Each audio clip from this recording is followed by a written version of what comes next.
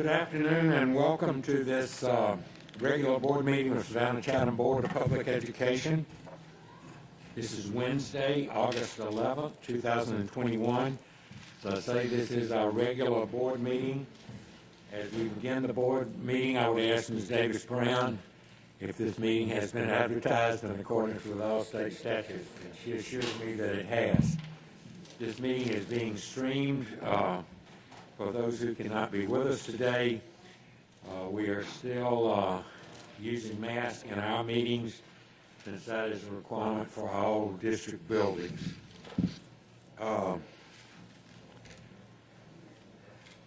Could you, do we need to approve the agenda? Yeah, we need to approve the agenda, please.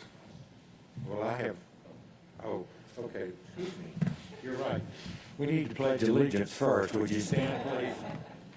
I pledge allegiance to the flag of the United States of America and to the republic for which it stands, one nation, under God, indivisible, with liberty and justice for all. And now we need to vote on the agenda. Could I have a motion to approve the agenda? Thank you, Dr. Buck. I move we approve the agenda presented. Mr. Catchmore has moved. Dr. Hoskins-Brand has seconded. All in favor? Raise your hands, please. 1, 2, 3, 4, 5, 6, 7, 8. Dr. Brinkman? Aye. 9. Dr. Brinkman, by the way, the motion passes 9-0-0.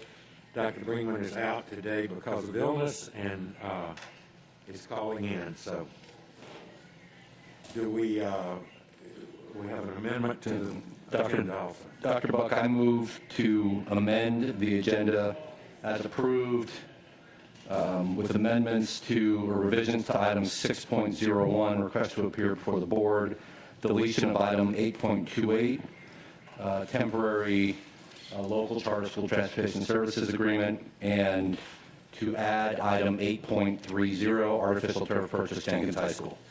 Thank you, Mr. Catchmore. You've heard the amended agenda motion. Is there a second? Dr. Hoskins-Brand is seconded. All in favor, raise your hands, please. 1, 2, 3, 4, 5, 6, 7, 8. Dr. Brinkman? Aye. Motion passes 9-0-0. The only announcement I have, and I'll see if there are others, but the only one I have is that on Thursday, August 26th at 8 a.m. here in this complex, there will be an Audit Committee meeting on August 26th.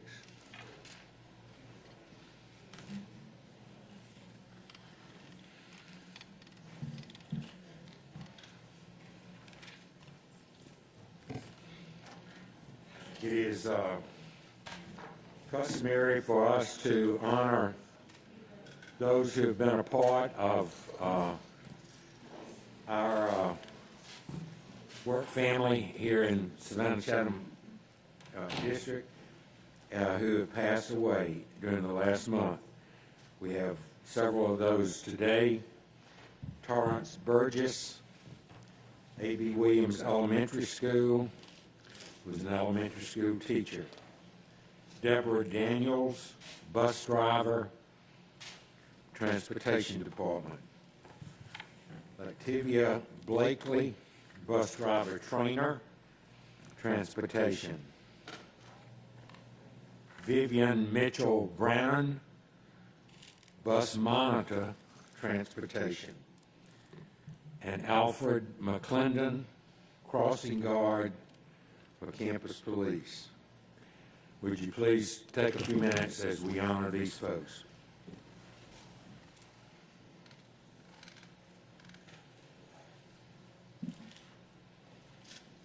Thank you.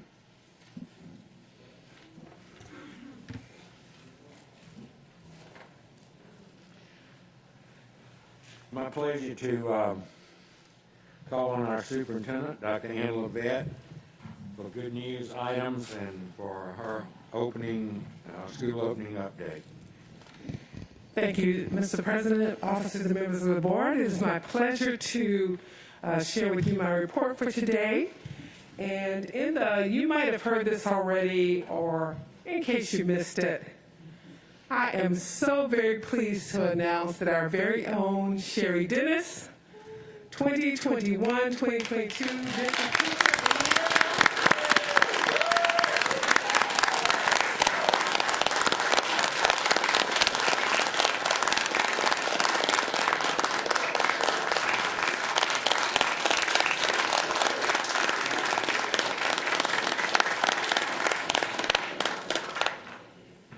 We're not as many people as the Savannah Bananas, but we're pretty close. Ms. Dennis, who's familiar to all of you, has been named the Georgia State Teacher of the Year for 2022. She's in her 12th year. We surprised her at home on Saturday. And we're just happy to have her come today, not to give a report, but to receive her flowers and just be recognized by you. We are so excited to have Ms. Dennis with us and for you to see this. We're all excited. Ms. Dennis.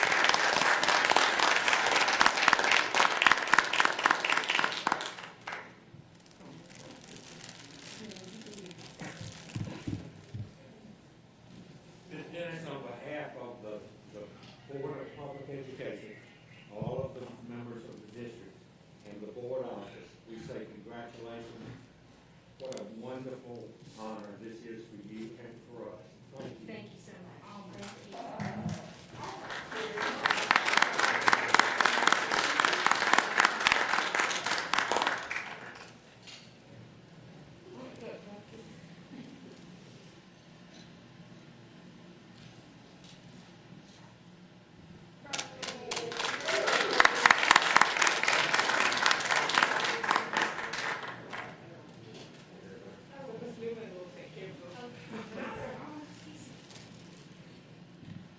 And you probably got State Teacher of the Year because you had the state principal. I tell you what, I am so blessed when it comes to administrators. When it comes to administrators, I am more than blessed. I've been supported by the best. I truly have. And I said it on Saturday night, we don't do these things in a vacuum. It takes a village, and I have had an amazing village surrounding me, working with me, and we're a team at Hess, and I'm incredibly proud of what everybody there does, and I appreciate all their support, and I'm just really humbled and honored, so thank you.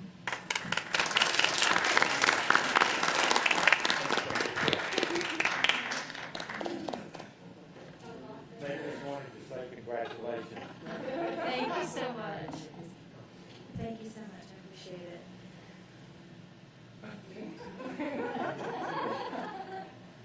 So proud. And Dr. Brinkman's on the line too, so Dr. Brinkman, anything you want to say to Ms. Dennis? Ms. Dennis, I'm sorry that I can't be there, but thank you for being the epitome of excellence in our district. Thank you so much, and I look forward to being there to celebrate National Teacher of the Year.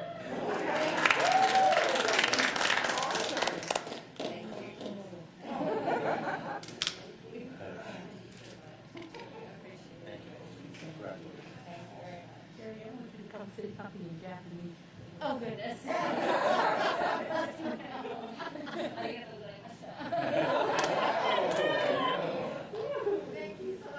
just have to say, as the district representative who gets to represent Hess K through 8, I'm so excited and just so extremely proud of all of you done. So thank you.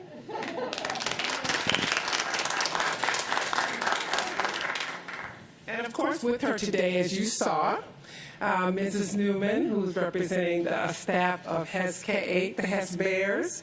Mrs. Dennis, just for the record, I wanted to make sure that I got these points in. She is in her 12th year of teaching. She's a graduate of Georgetown University, Stanford University, Armstrong Atlantic State University, and Mercer. And she is an ESOL teacher in our district.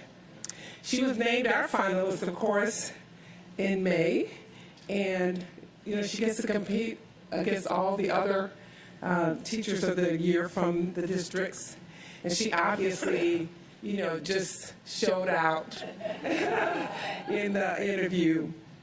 The ceremony was held virtually on Saturday night, and me and Matt Jones from the state and Stacy Jennings all crept over to her house and was hoping that nobody would tell her that we were hanging outside her door waiting for the announcement.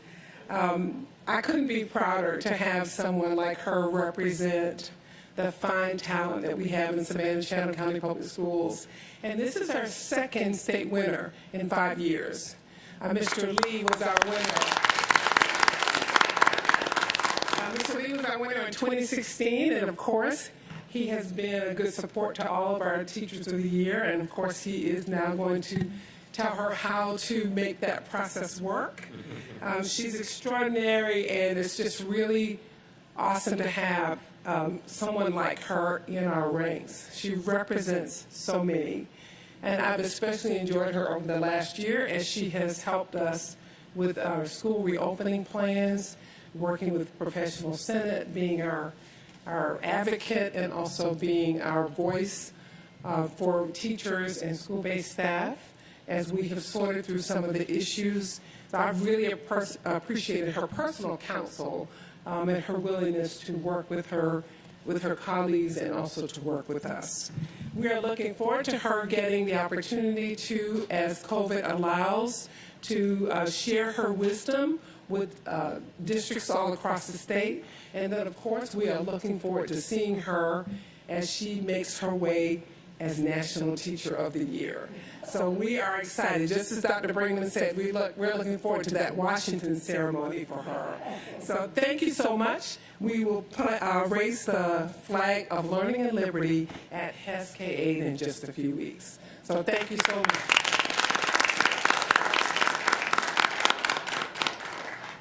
So that was just in case you hadn't heard the news. I don't think there's anybody in this town that hadn't heard that news from us. We're just so excited to share it with her, with you. We, of course, have a few other good news pieces to share, and somehow I'm not able to locate them at the moment. Oh, here they are. The Savannah Chatham County School System has also been included in the Georgia Department of Education 21-22 Economic Development Partnership Designation Program. What that means is this program is a district-wide certification process that prepares school districts to adopt best practices and behaviors that support economic development, strengthen programs, and align education with key regional businesses and industries to contribute effectively to local and regional workforce development efforts. National Pta School of Excellence is a recognition program that supports and celebrates partnership events and partnerships between local PTAs and schools to enrich the educational experience and overall well-being of all students. Marsh Point Elementary PTA, HES K-8 PTA, and Coastal Middle School have all been named a 2021 Pta School of Excellence. Two of our schools have been recognized as model PTAs for 2021. The model PTA is a Georgia PTA Premier Family Engagement Program and is designed to encourage and direct the local PTA to provide tools and define an effective process for family engagement. Congratulations again to HES PTA and to New Hampstead High PTSA for receiving this honor. And you may not know that the PTA also sponsors a program called Pta Reflections, which is designed to enhance quality arts education for students in grades pre-K through 12, encouraging them to create works of art in the areas of dance choreography, film production, literature, music composition, photography, and the visual arts. Thousands of students in Georgia participate through their local PTA each year, and 4 of our students placed in the state competition. Congratulations to Charlie Connor from Charles Ellis. He placed second in 3D Visual Arts category. Caitlin Duckworth, also from Charles Ellis, got third place in photography. New Hampstead senior Haley Bruce also took third place in the photography category. And Maya Lilja Vasquez, also from Charles Ellis was taking home all the prizes here, received third place for her entry in the 2D Visual Arts category. Other recognitions from PTA include Jamie Vander Ark from the STEM Academy at Bartlett. She was recognized as Outstanding School Nurse. We would agree with that. And John Hoyman from New Hampstead High was named Outstanding Educator. Finally, the PTA at Charles Ellis Montessori Academy was tapped with first place in the Outstanding Local Unit category. Congratulations, Charlie. In celebration of National Intern Day, held on July 29th, Goodwill Southeast Georgia proudly celebrated the incredible achievements of their summer interns, including Corey Straughter Jr., a senior at Savannah Early College High School. Corey completed his summer internship through the Bank of America Student Leadership Program. That's a highly competitive program, and we are so happy that Corey not only was selected, but he also completed it. Savannah-Chatham County Public Schools also hosted thousands of students and their families at our Forward to School Expo, which was held July 24th at the Savannah Mall. Many thanks are due to our talented staff who pulled the event together, and to our schools for showing their spirit and working with families. It was a great day to celebrate the upcoming school year, and as always, we thank the Savannah Mall as well as our many partners who were able to host our families and give them an opportunity to get prepared for the school year.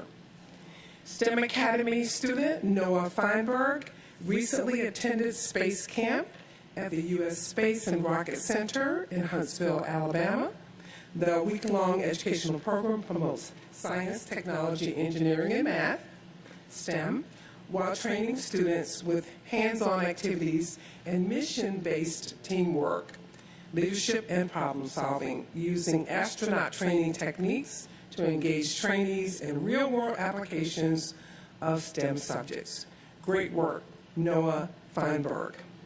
And then 3 students from the STEM Academy also at Bartlett won third place in the middle school division of the Future Business Leaders of America's National Stock Market Game. Now, those are the people we really want to meet. They have done a tremendous job. You might have seen their photo in the local newspaper. Gianluca Carminando, Braden Peterson, Kushi Patel, Jada Riley, and Martha Atena achieved the recognition in the National Stock Market Game, showcasing their talent to translate the skills learned in FBLA to real-world applications.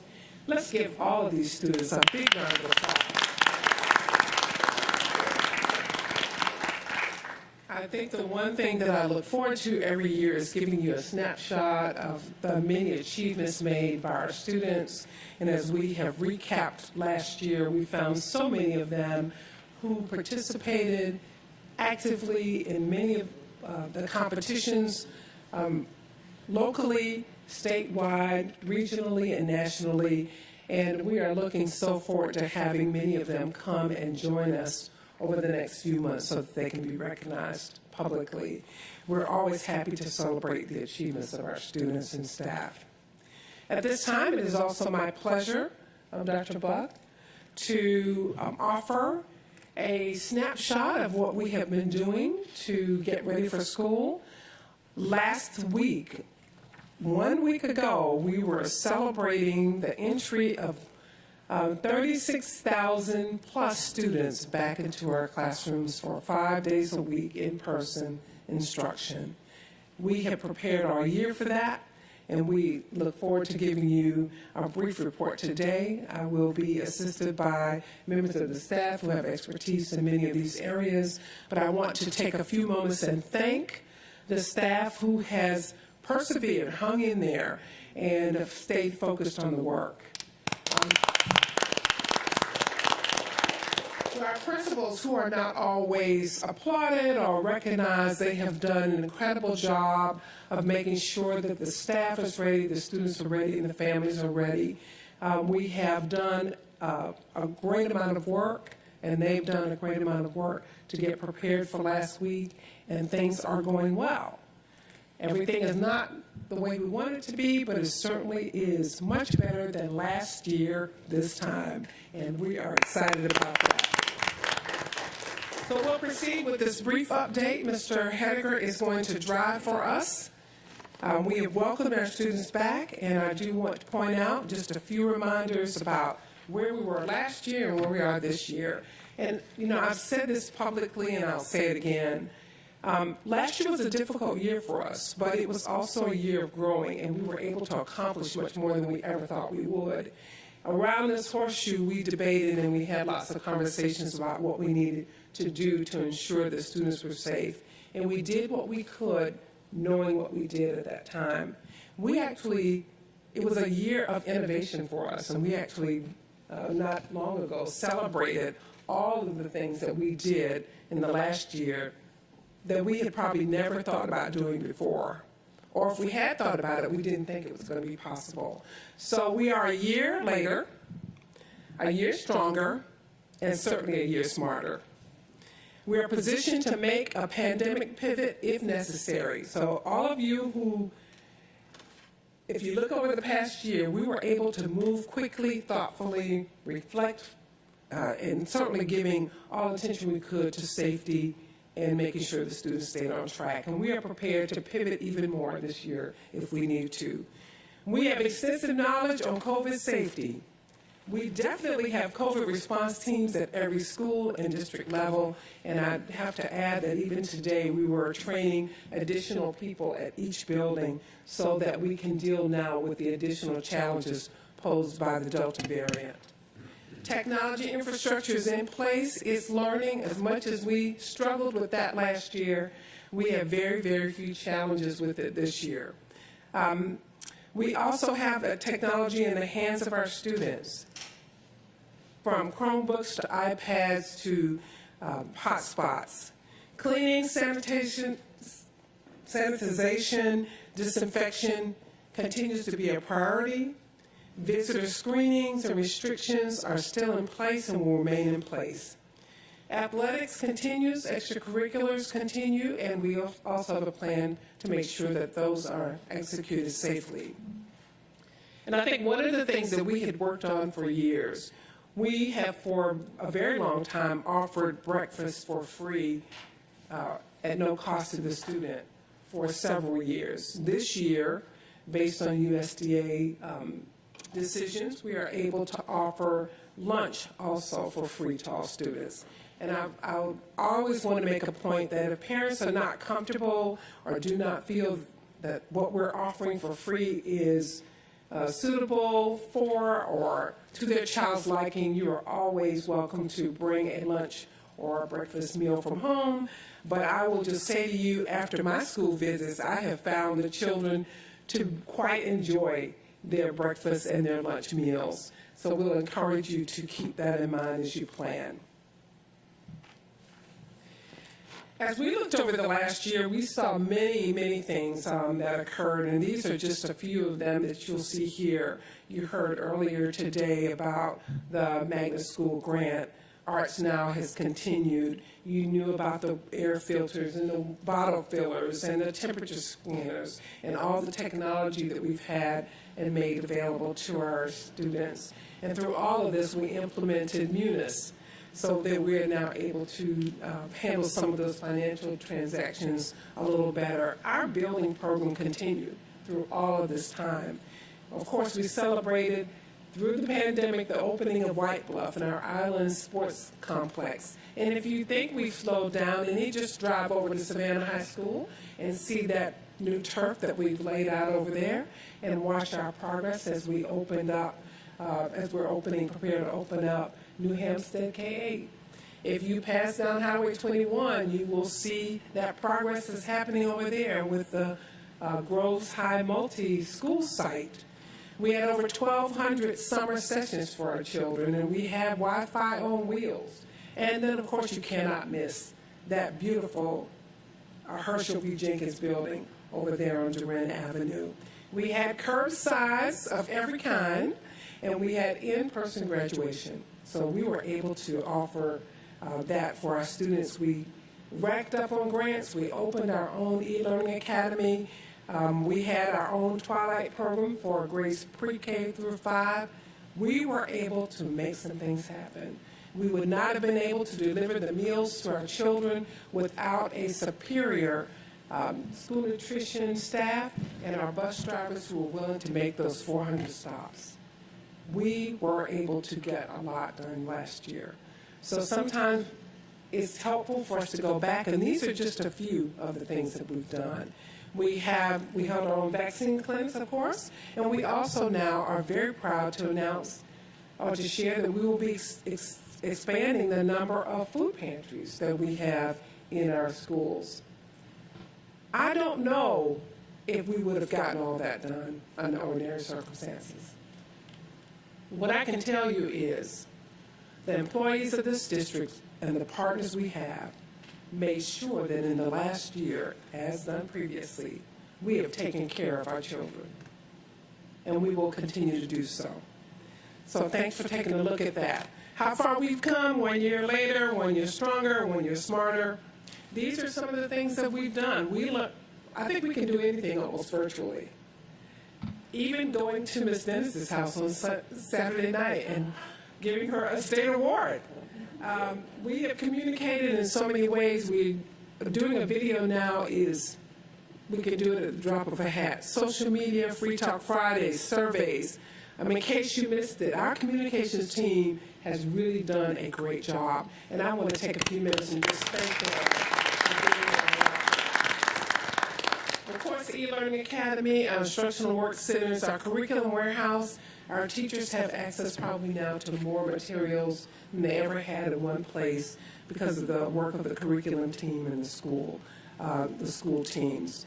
We've launched innovative instructional models, and we'll continue to do that.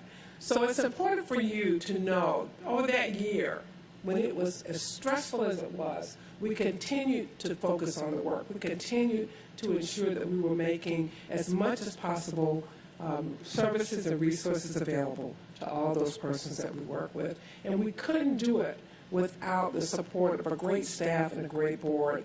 We were also able to, and I think most employees will tell you this, we were able to get almost on the turn of a dime our compensation plan, our compensation, not stipends, that's the right word, stipends out to our employees based on having the new Munis system. And we have also expressed our continued appreciation to our staff and to you for helping us to get that decades-old compensation ratio experience thing worked out. We're still working on that, but if it weren't for your support, we would not have been able to do so. So those are just some of the things that we've been able to do. Here's our employee guidance manual. It is constantly updated so that our employees will know how to continue operating under a pandemic. Even though people want to say we're out of the pandemic, we are clearly still in it, and we're going to behave as such. So we constantly provide updates given the CDC guidelines or any local changes that we might need to make. First Day Ready also, we provided a parent health and safety guide. It is featured prominently on our website. Our parents have accessed it. It too will be constantly updated with the latest information so that parents know how to manage not only coming into a school, but also serving their children and contacting anyone in the school that may have a concern. We are very grateful and supportive and appreciate the support of families who have complied with our request that students wear masks and staff wear masks. As you know, when we were planning for the year, we started out being mask optional because that was what the CDC required. And then as things started to change, then we made those changes with our families. I will have to say to you that I applaud the staff for making sure that there is a dedicated process for those who say that they cannot wear a mask based on medical conditions. So we have a process for that. We were able to implement that actually during the hybrid period. So we have tweaked that a bit. And then we've also been able to accommodate others who may have special needs. But I will say to you, and most of you have been in buildings too, I think we have a 99.99% compliance with that mitigation strategy, and it has made our life in schools much easier. Of course, I talked to you a little bit about the expo. We had thousands of people there. Savannah Mall was really happy, and we were happy to see everybody as well. And we were also able to host a vaccine clinic with our partner, St. Joseph's Candler, where we vaccinated more than 200 persons. We had a media roundup on July 27th, where each of our divisions offered key updates on what the school year would look like, and we have had extensive broadcast TV and print media coverage. You may have heard Mr. Hediger's voice as we solicited and campaigned and did some other things to get some additional employees in SROs and also for our transportation. So we have had a huge presence in the media as well. These are some of the scenes from the first day. You may have seen many of those posted on SmugMug on our website. We had seniors, from the pre-K students to the seniors, all covered. And we offered an opportunity for McGruff to hang out with us a little bit too. So just a great day all the way around. And we're continuing to celebrate our young people being back. Mr. Hediger is going to talk, Mrs. Miller-Kegler is going to tell you a little bit about the operations side and what we've been able to do. Thank you, Dr. Levette, and good afternoon, board, and to our community, to our families, to our parents. Thank you for your patience. Thank you for packing your patience. It was a little different this year, coming out of a pandemic. I want to be able to share that we still have those strong mitigation strategies in place relative to our PPEs. It was not necessary for families to bring in those supplies just based on the PPEs that we have been fortunate enough to have in our schools readily available for staff and students. We are providing masks to all of our students. Staff that hasn't have a need for a mask, we're providing those as well. All students who are riding the school bus are required to have on a mask. We'll continue to vet options relative to possibly adding itemization to those buses and some proof of concept relative to that. Have our mitigation and cleaning schedules in place for those high-touch areas, making sure between bus routes that we are disinfecting our schools as well. You going to drive? So again, talking about where we are relative to transportation. If you can get to 12 or 13, Kirk. Thank you. There we are. We brought before you, based on last year's, our full year of in-person learning, the number of students that we projected to be able to transport. You'll see the number of drivers we have available, the total number in what we refer to as total priority, 1, 2, and 3 that were in the system. Certainly, as we continue to route students, as information became available, we did have somewhat of a bottleneck the first 3 days, but I am pleased to say that we took a look back, we evaluated, and we actually were able to route over 2,000 students this weekend. We needed that uninterrupted time. We were receiving calls or information relative, so The operations team and transportation, when I called them on a Friday evening, they were still at the office even after I left. And I posed the question, will you be willing to work this weekend? They work both Saturday and Sunday, routing over 2,000 students. Not only did they route them, but they called the parents to give them the bus information. Told them it would be ready on Tuesday, but if the students arrived on Monday, we transported them. So we were committed to getting as many students out of cars and on the buses. We saw the backlog, we recognized the problem, we recognized the crisis, and we addressed it. We called, we routed, and had emails coming in on Sunday. We responded to email requests for information up until midnight on Sunday. So we did not walk away from our students and our families and our commitment to 5 days in-person learning. So that operations team, that transportation team should be commended for stepping up and saying that we're going to ensure that as many students as we can transport, we're going to have them transported, and we're able to get them routed. So we're looking at another, as we get the downloads that come in every evening, then they're responsible for having to get them routed and get that information back as quickly as we possibly could. So we were seeing a backlog on the telephone lines as well, so we've implemented additional hours specifically targeted between hours of 6 and 8. If you have questions relative to the route information, call. That's when we're not getting all of the other calls relative to transportation. Where's my route? Where's my student? Where's the bus? That's solely dedicated for route information between the hours of 5 to 8. Wanted to just share with you what our call volume was and how that transportation call center has made an impact, being able to provide that quality one customer service. You see on the first day of school where those calls that were presented, and then up until the 10th where those calls are now, because we have the opportunity to be able to focus and be able to be responsive and taking those calls for route information between the hours of 5 to 8. And we'll be back there on Saturday.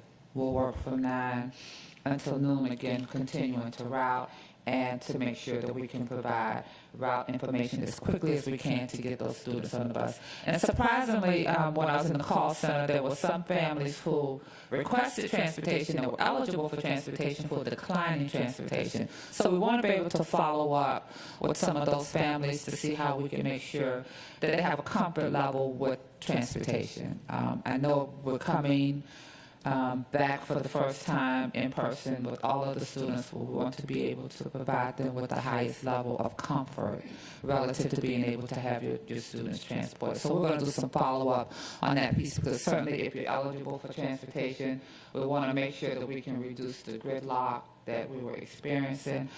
We have certainly seen some reductions in that area after the first 3 days of school by being able to get more students routed. So we'll take any questions if you want us to wait until the end, but wanted to be able to provide you kind of with an update specifically to transportation. We've talked a lot about the filters and the PPEs and how we're making sure that we have all of the disinfectant and sanitization processes in place, but wanted to do some targeted updates relative to pupil transportation services.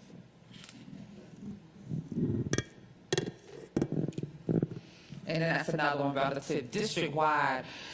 We will probably have an impact on calls throughout the district, but you can see what happened the first few days of school and then how we have been able to see that kind of reduce district-wide.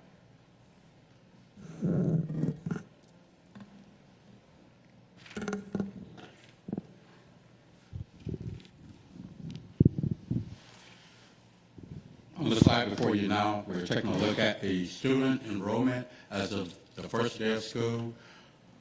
We actually projected to have 36,326 students for the entire school year. On that first day of school, we actually looked at the number of students that were actually in Power School. We had 36,481 students on that first day that were actually enrolled in Power School. Normally, teachers would do what we used to call a warm body count on the first day of school, but instead of using that warm body count, we would use we're using the information that's in PowerSchool. And that gave us a difference of only 155 students less what we projected for the entire school year. We're hoping that number remains as we go through the rest of the counts.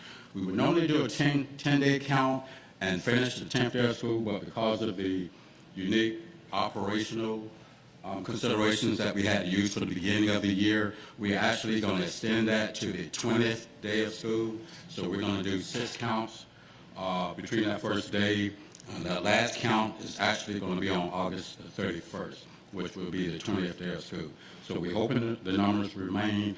We did have a few no-shows after the count yesterday, but we have staff, social workers that are contacting parents to make sure that those students get enrolled and get into their schools.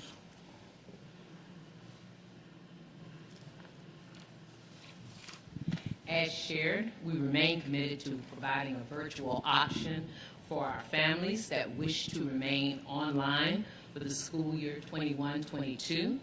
Our Savannah Chatham eLearning Academy is continuing to enroll. The deadline for request will be Friday, August the 13th. At the time that we prepared this report on yesterday evening, our enrollment was 981. At about 1 o'clock today, our enrollment was 1,021. So we are continuing to enroll. We have about 60 transfer requests pending, and new registration. Since we've opened, we've registered 48 students that resided outside of Chatham County that moved into the county. So they are continuing to work and increase the enrollment, understanding that Friday is the deadline in order to put in those transfer requests.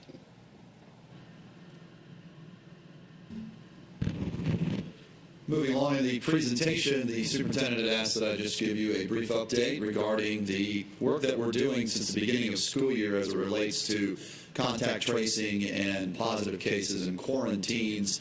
As you're all fully aware, the Department of Health does require that districts do provide information on a weekly snapshot of the amount of positive cases and quarantines that they're dealing with.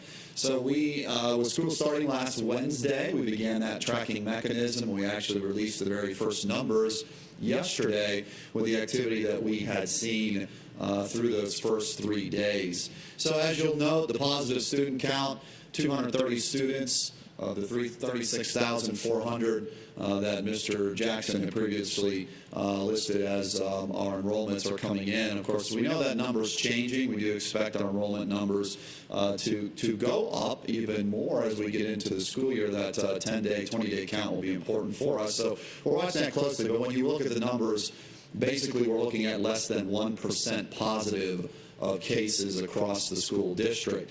What is interesting to note is we are finding there's been at least one case of a staff or student positive case in each of our schools. So no school has been away from a case that's either come into the schoolhouse, and tracking it from the standpoint of where we recognize that some of our students are coming to school sick. And that being the first 3 days of school, it was very important for us to put messaging out on Friday to our families just to remind them how important it is to self-monitor. Make sure you check your children's temperatures before they leave the house and get an understanding of how well they are feeling. And if they are ill, by all means, keep your children home. And that goes the same with our staff as well. Because effectively, you can have one child that shows up with a positive case, and it has the potential to shut down an entire classroom, wing, or even the potential to shut down an entire school. One of the challenges that we find that we're going to run into as quarantines in some cases have a little bit of a wider net than others is situations where you may have more than one staff member go down. We were at the pleasure last year when we had some rotations on cohorts where we could have time to kind of stop and think a second on how we're going to manage it. But we're moving very quickly in this process and day to day with contact tracing teams who are on the pulse of the activity that's going on. But I will say that one area that is of a slight concern is if you have multiple staff members who are down and you don't have the staffing numbers to come in and be able to manage the classrooms. And in that situation, we'd have to look at individual classes where you may have a flip to a virtual segment. And as previously stated in the presentation, we're very well positioned to do that. So you can see less than 1% students positive across the district. About 3% of that are actual quarantines as it relates to students, and those numbers are certainly less as it relates to the personnel side of the house. Again, we're doing all we can to strive that we can stay open in person 5 days a week. That is the stated goal, and that is the way that we are operating and the work that we continue to do. That's why the layered mitigation strategies are so critical, that they come in play with the mask wearing and the sanitization processes that you've heard about, and all of the things that we're doing as a team and as a community to minimize spread as quickly as we possibly can. Those contact tracing teams are a part of that mitigation strategy as well. We're excited this year in what we learned last year. We were able to push down into the schoolhouse because we had pretty extensive contact tracing teams from a district level, and now we have them at every single school. So I'm going to ask Mr. Ramon Ray right now to just give you a very quick summary of his observations and the work that's being done on the contact tracing teams and some of the things that we're finding as we navigate through the school year. Yes, thank you, Kurt. Yes, we have, it's been a whirlwind of activity for the past week. Certainly when we started these contact tracing teams in the spring, we had a different perspective on how to handle schools, and we quickly realized last week that we didn't have enough staff per se to dedicated to handle the contact tracing from the levels that we were dealing with last year. So we quickly surged up. Schools got actively involved. Schools, we have nurses working on the evenings now. We have two assigned to evenings. We have weekends and weekday assignments, as you see there. But each school also has a contact tracing team or multiple teams. Many of our high schools have more than one team. The purpose for that is we know on the weekends things come on, things will happen on Friday night and Saturday, so we need to have staff that are on call. So we have that process going in place as established this week for this weekend that's coming. So we clearly know and clearly understand the need of what we need, what we were looking for, and that is to make sure that no student shows up the very next day. Whatever the very next day is, that's our urgency. We were asked that question by the media this morning. It's our urgency. The urgency is to make sure, do our best to make sure that no students that are, or staff that are reporting the next day to further create a situation where children could be ill or students could be ill. So that's our focus, and that's what we've done a good job over the past week, even though the numbers are what they are. Many of those staff and students that you saw in those numbers also were not in the building last week. We're reporting them because they weren't in the building, and we know that the reason why they're not in the building was because they were in isolation or quarantine.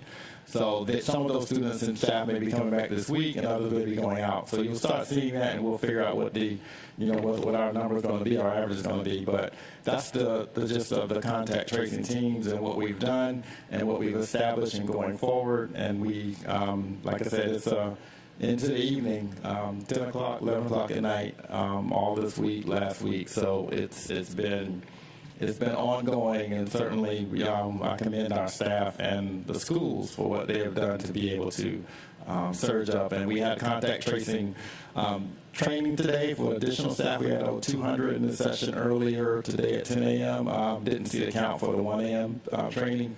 So that just gives you an idea of the volume of the number of people in the district that it's going to take to be able to successfully stay open 5 days a week, successfully make sure that we are identifying those students and those staff that need to quarantine or isolate as we move forward. So that's what we're doing.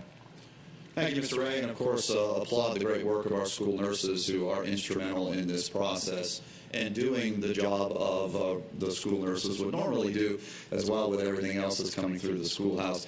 One final point on this slide before we get ready to close it out. We do have standard form notices for all of our schools, so they can be very quick in notifying their parents and their families when they do have COVID cases. Part of that process involves identifying, obviously, the close contacts, because you want to identify them first, get those isolated, and then in a matter of transparency, we've given language for all of our schools to certainly let their whole school base know if there's a positive case in the school. And of course, families that get those notices that are not close contacts are still asked to self-monitor as a matter of precaution. So we have that available for our schools as well. Today, we've really focused on primarily classrooms or isolated situations. We do have a few schools that we're working right now, which have the potential to have some multiple class closures, but it's unfounded as of yet. We're still working through that process, but that is certainly something that could be a potential, as we all recognize, in order to stay open and to be safe, that rolling closures will be a part of our operational conditions as we move forward through the school year. While these stats don't represent the way we use them as a trigger mechanism last school year, we certainly wanted the board to know and the public at large that we continue to monitor these rates. We do watch what's happening in the community. One of the things that you'll also hear going forward in the work of the superintendent is getting guidance from task force, and also getting guidance from medical professionals and those who really know the true numbers and the story behind the numbers that you see. Obviously, 848 is a significant number in the community transmission index. Last July, before we opened school, it had topped 600 as some of the highest numbers that we had ever seen. So obviously, with the transmission index at the rate that it is, we want to do all we can to improve and strengthen and stay vigilant to the mitigation practices that we have established for the protection of our schoolhouses and our classrooms. And that concludes our update. Mr. Catchmore?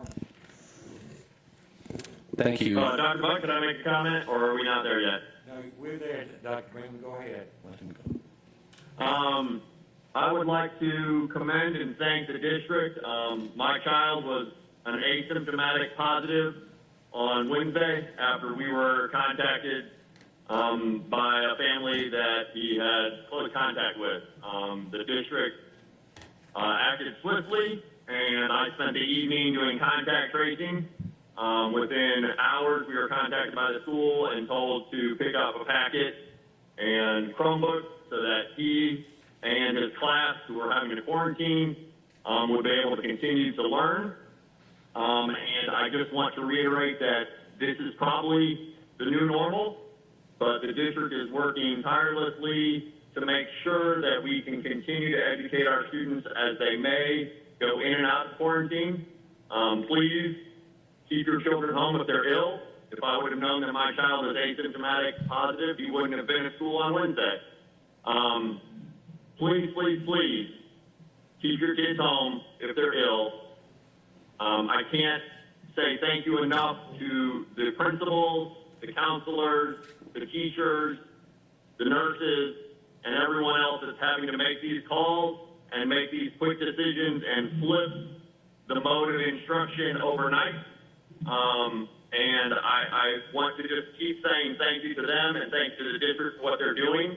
I would like to pose one point of discussion, and maybe the superintendent would touch on this a little bit, with the increase in some people asking for more virtual.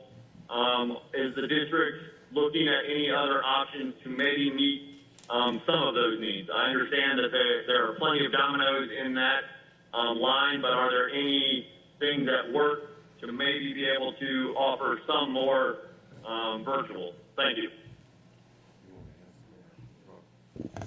Thank you, Dr. Brinkman, for your comments, and we stand tall and committed to showing that our families get support. We have received a number of notes from people asking for virtual options. And think about last year when nobody wanted to do virtual, everybody wanted to be in person. Now everybody wants virtual. So we will do what we can in terms of making sure that we try to serve children well.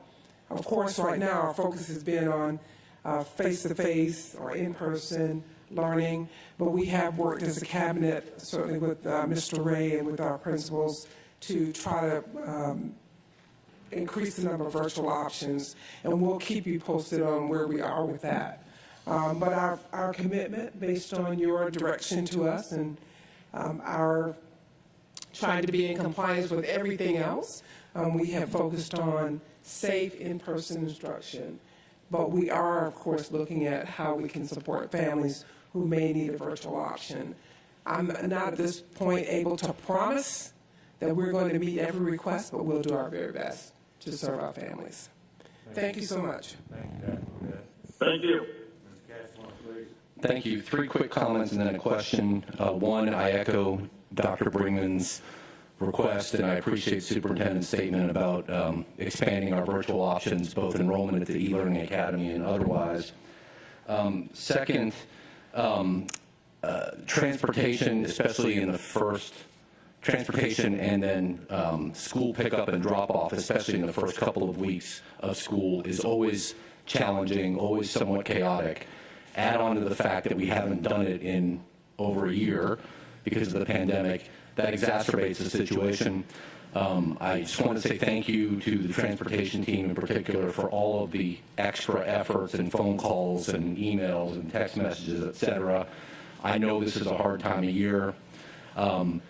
My comment there is gotten lots of calls at some of our K-8 schools in particular, Godly, STEM, and others, and I know we're paying extra attention there, but I'm going to just reiterate, given that we skipped a year of school because of the pandemic, there was a change in bell times, more people are using personal transportation because of the restrictions we have, so we're creating significant traffic problems. I know you all are on it, but if we can continue district level involvement and communications with local municipalities as well, let's keep that up. I know things will tamp down in a while, but we just need to keep up our efforts there. And then finally, I had a question about contact tracing. When we do contact tracing, are we also tracking vaccination status for those that are eligible for vaccination to determine people who test positive, were they vaccinated or not, if they were eligible for the vaccination? I think you're asking for those that are test positive, you want to know whether we're tracking whether or not they've been vaccinated or not? Yeah, so we have people report that they tested positive. Right. Some of those are 12 and under. They're not eligible for vaccination. But for those 12 and up and adults, so they tell us they test positive. We say, okay, give us some details about that. Do we ask, were you vaccinated? We could start doing that. We haven't been tracking the ones that are positive and asking them for the vaccination. We have been tracking the ones that are quarantined and whether or not they are vaccinated because they're able to return. So we are looking at those and we're watching to see if we have any breakthrough cases of ones that are quarantined end up becoming positive later. Yeah, and I know that there's different guidance from the CDC and others based on vaccination status or not. I also know that part of the national debate about masks and vaccinations and schools and all of that, whether individuals are vaccinated or not sometimes plays into it. I'm not saying we should or should not. I was asking the question from a public health perspective. I know Coastal Health District and Georgia Department of Public Health might be interested in that data as well. I was curious whether we were or not. That's well, and let me rephrase that. We would be reporting that if the Department of Health was requiring it, so it would be on the form that we submit to them. I'm just saying internally, HR doesn't have it, but it doesn't mean that nurses aren't reporting it. I can certainly find out that. I believe that nurses would be reporting it. We just wouldn't be tracking it from an HR perspective. Just let me know later. Okay. Thank you.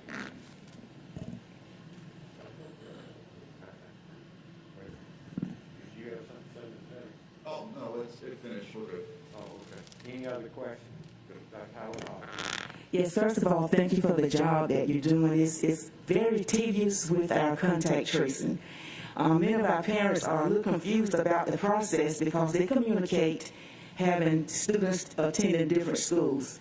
So my question is, if a child is tested positive in one household in an elementary school, and those parents have students attending other schools, such as perhaps a middle school or a high school, are we cross-referencing by contacting those other schools to quarantine the siblings of a child that's in quarantine? The answer is yes. The question is, do we know about it? And I can tell you that, yes, going into this year, Our nurses and our contact tracing teams that were there were pretty consistent, but as with anything else, some things have changed. So we're doing a better job. As I mentioned, we have 200 people that were on the call today, making sure that that communication is consistent throughout. And that was part of the reason why we did it today, was to make sure that it is consistent. So if you have somebody in the household and one person is positive and there are other siblings, the household is quarantined there's a point in time. So if they are at different schools, yes, the other schools should be recognizing that also making sure that child is quarantined there. And that's the reason why we have the district level district level staff to make sure those type things are going on. We do have that, but we have to know. So I'm not sure what happened in this particular situation, but the standard would be that the household would be considered a cluster and quarantined. My question is that if the house is in a cluster and quarantine and a student attended, say another school, will the students from the other school be quarantined because they were in contact with the child that's possibly exposed? Okay, good question. So this is a good education so we can make sure everybody's on the same page. Let's talk about the household. You have a mother, father, and let's say there are two children in the household. If the mother or the father is positive, the children are considered a close contact to the mother or father. When the children come to school, they're secondary, so they're not. So the children in school aren't impacted unless the children become positive. So you have to have a direct correlation there. So if a child is positive in a school, then yes, at that point in time we start quarantining the class. But if it's the parent that's positive and the student is the secondary, the close contact to the parents, then we're not quarantining the class. That makes sense? And just one more comment regarding transportation, just to piggyback on what Mr. Cashmore said about our K-8 schools. I had this opportunity to visit all of the schools in my district, and they pretty much, they're adjusting quite well, with the exception of one, and that's Godly. But I did speak with Dr. Levette. She's apprised of what's going on over there, and is really communicating with the administrators at Godly to work out situations so that that problem can be alleviated. So I just thought I would mention that because we are working on the transportation concerns. I sat myself in traffic for 1 hour on Benton Avenue, and we know that it's not in our purview to add lanes to Benton Avenue as far as the Board of Education is concerned, but we are working on trying to alleviate that problem with the car riders. Okay. Ms. Hall? I think Mr. Cashmore asked you this, but I want to make sure I'm clear. Sure. Adults in our schools who test positive, do we know that those adults are vaccinated? No, we don't. But we will, as a case of a staff member, we let them know that if you're not vaccinated, it means that you can return to work. And so most of the time, the staff member will tell us, yes, I'm vaccinated, I'll report tomorrow. But there may be an occasion when a staff member doesn't want us to know and may go out on leave or whatever the case may be. If it's a quarantine situation, yes, we'll have the same thing. A teacher or staff will let them know you need to be quarantined. However, if you're vaccinated and you provide a proof of vaccination, you can return to work tomorrow. Most of the staff has been returning and letting us know they're vaccinated, but they're only letting us know they're vaccinated in the context of the CDC requirements for quarantine, and that's the reason why we're asking. And that's kind of the reason why we don't ask the ones that are positive. We're only asking it based on the CDC guidance, which says we can ask it related to a quarantine. So we could be just going in a loop. True. And not really getting out of this. Ms. Grabowski, and then Mr. Johnson, and then Dr. Hoskin Brown. And then we need to move on, please. All right, I don't want to beat a dead horse, but what you just said I think is really important, especially from the perspective not only of our teachers and staff, but also our students. So since we do have students who are now eligible to be vaccinated, 12 and up, if a student is in a classroom that is quarantined, but that student is vaccinated, does that mean that that student does not have to quarantine? Yes, if the student is not asymptomatic. The only exception is if there's a cluster. A cluster is defined as 2 positives within that classroom. So if it's a cluster, then everybody's quarantining regardless of whether you're vaccinated or not. But yes, in a situation where an individual a student is vaccinated in a classroom, let's say there's only one positive in that classroom, and they're not symptomatic, and we don't have any reason to believe like they're sitting right next to them the whole time or something like that, then yes, they would be able to return. So if the student next to them is not vaccinated, they would need to quarantine, but the vaccinated student would not. Correct. So I think it's important for our parents to know that and to consult their pediatricians and keep that information in mind that if your student is quarantined, if a classroom is quarantined but your student is vaccinated, that is going to greatly increase the chances of your child being able to remain safely in the classroom. So I think that's an important message for our teachers, our families to know. You're correct. Thank you for that clarification. I do have a couple other comments and questions. On the transportation side, I know it's been a challenge, and thank you very much to all the transportation staff, to Ms. Miller-Kegler's staff, to Chief Enoch and his departments for everything. As you all know, I am a huge advocate of walking and biking to school, would encourage our families that have that option to do so. It's a great experience and a great time with your child. If you have the ability to safely walk or ride a bike to school, and you haven't done it before, I strongly encourage it. Even if you are in a car and you can park a couple blocks away somewhere safely and you have a sidewalk and a safe way to get to school, even those couple of blocks, it is an amazing time with your child. I had the ability to do it with both of my children through their entire elementary career, and it is just precious. So if you haven't tried it, try it now. That will help keep down our congestion. For the e-learning academy, what is, I know our current enrollment is 1,021. What is our capacity at the e-learning academy? So when we opened the e-learning academy for school year 21-22, we established 1,200 students as our capacity. And then for the following year, we said 1,700. So right now we're sitting at 1,021 in the database, and our capacity that we established was 1,200. Okay, so we have just under 200 spaces, a little bit under 200 spaces remaining. I know that for many of our families who have been requesting a virtual option, many of those families are also at choice schools. And so if they transfer to the e-learning academy, they are concerned about losing their spot at their choice school when they feel it's safe for their child to return.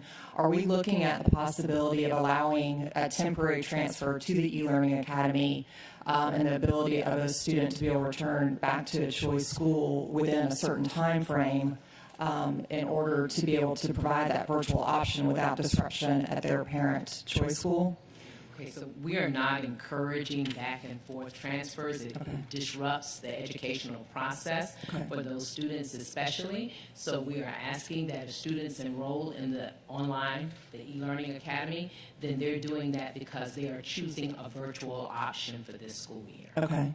With the e-learning academy, and perhaps this warrants a future discussion or presentation in more specifics about the e-learning academy, but I know, for example, the one that's in Gwinnett County, they do have requirements for their students to attend some in person so that they have that interaction, that socialization. I realize right now it might be difficult to do that because of our circumstances, but is that something that we will be part of the future of the e-learning academy for that social and emotional interaction between students, some in-person component?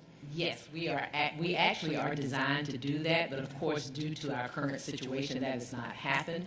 When everyone returned to hybrid last year, there were a few social opportunities for students to have socialization. We're designed to provide labs and other in-person opportunities. We are also exploring, as we expand, how students can be assigned that day of support from teachers. So that is part of our long-range plan. Okay, great. And then for our teachers and staff that are taking on so much extra with the contact tracing, are we able to compensate those teachers and staff that are taking on that additional responsibility? Yes, as I mentioned earlier, we realize the volume that we're dealing with, and as you just said, there were 200 that are on there, and that they need to be at the ready and giving up their weekends to some degree. So yes, we are doing that for all staff, including our administrators. Okay, fantastic.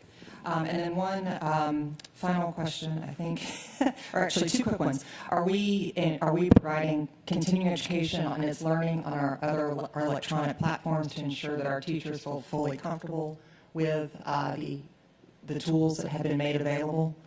Is that something that we're offering continuing education and opportunities for continued training on? Yes, professional learning still is doing that, and we did have, of course, we had 300 new teachers, so we've gone through that process with those new teachers as well. Okay, I just want to make sure that we have that Yes, resource it's available ongoing, for yes. all of our teachers. Yes. Okay. And then final question for Dr. Levette, and this is something that you and I discussed, and I think it would be helpful to share our conversation with our parents and our families, a little bit about the process of what instructional time looks like for our students who are in quarantine. I think that many of our families have asked that question, and understanding how that instruction happens for students when they are in quarantine that they're continuing to receive the instruction. Thank you for allowing me to repeat the information. I want to be very clear. We are not expecting that persons who are in quarantine will be online all day. That is not going to happen. So if your regular school day starts at 7:30 and ends at 3:30, we're not going to ask students to sit in front of a computer for that entire time. It is inappropriate. It's not wise. But we have said to schools, to parents, and I'll repeat it, so this gives me an opportunity to do so. Principals have created a plan to keep the students engaged. If there's a teacher that is available, then that they will engage in synchronous learning or live learning. But some of that work will be asynchronous, so that means that they will be doing that work without necessarily a teacher right there in front of them. That is something that we're continuing to work on, but they are expected to have a full day. Now, a full day does not mean, again, 7:30 to 3:30. That's not appropriate, especially the younger the children get. We did have challenges with that last year, and I said to parents who said to me, I want my child online all day, I said, we're not going to do that. That's not healthy.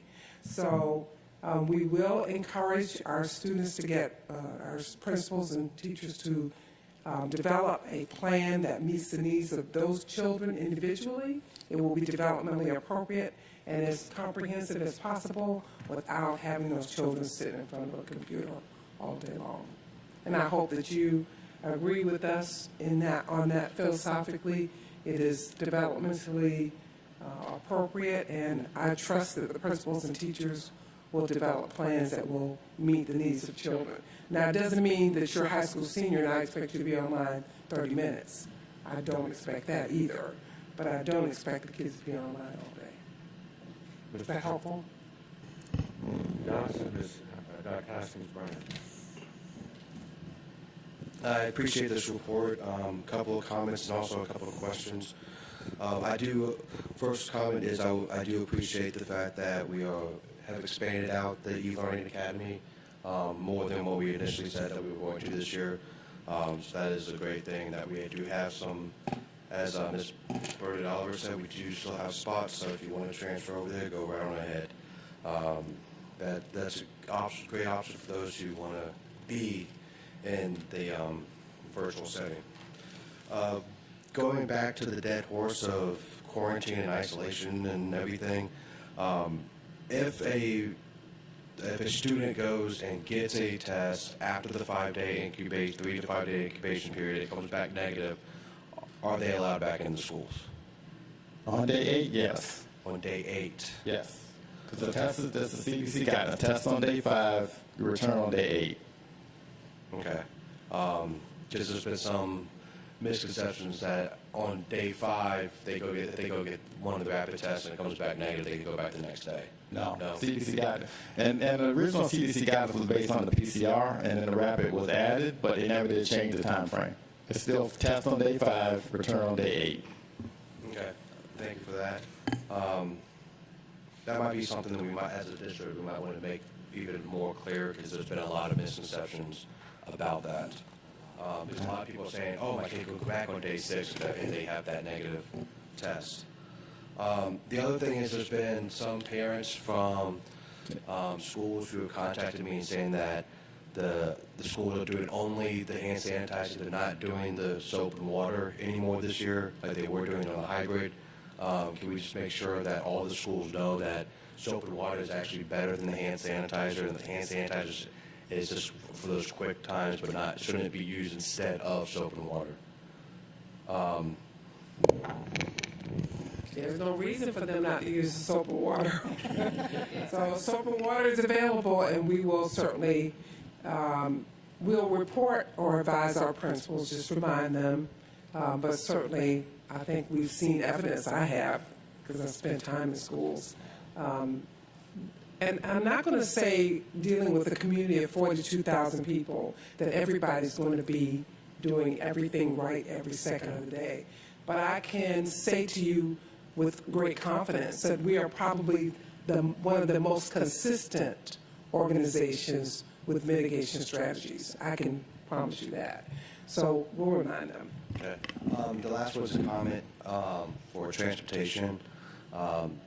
And I know, as we all know, the first week, 2 weeks are always a difficult time for transportation.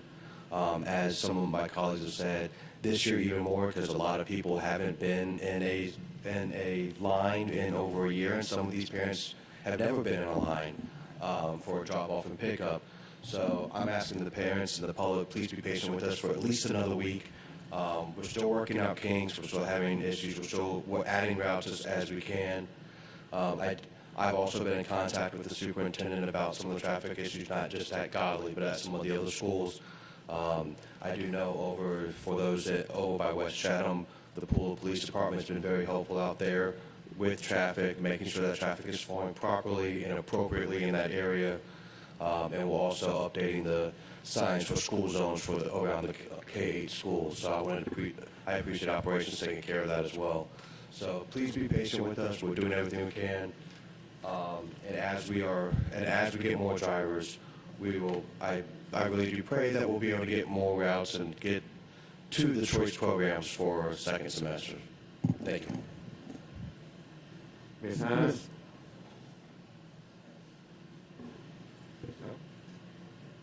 Well, I'm not going to prolong the time, but after we have these long discussions, I always like to just come back and say this has been a trying year for all educators.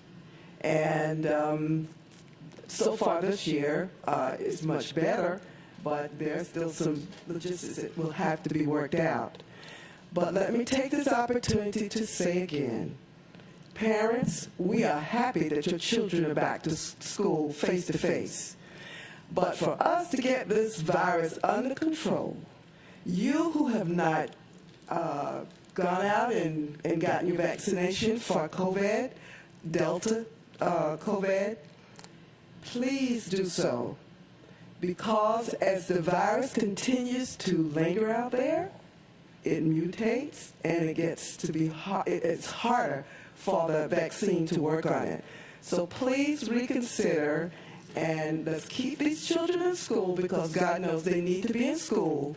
And let's do all that we can on all sides, on our side as well as your side, to try to keep our children safe.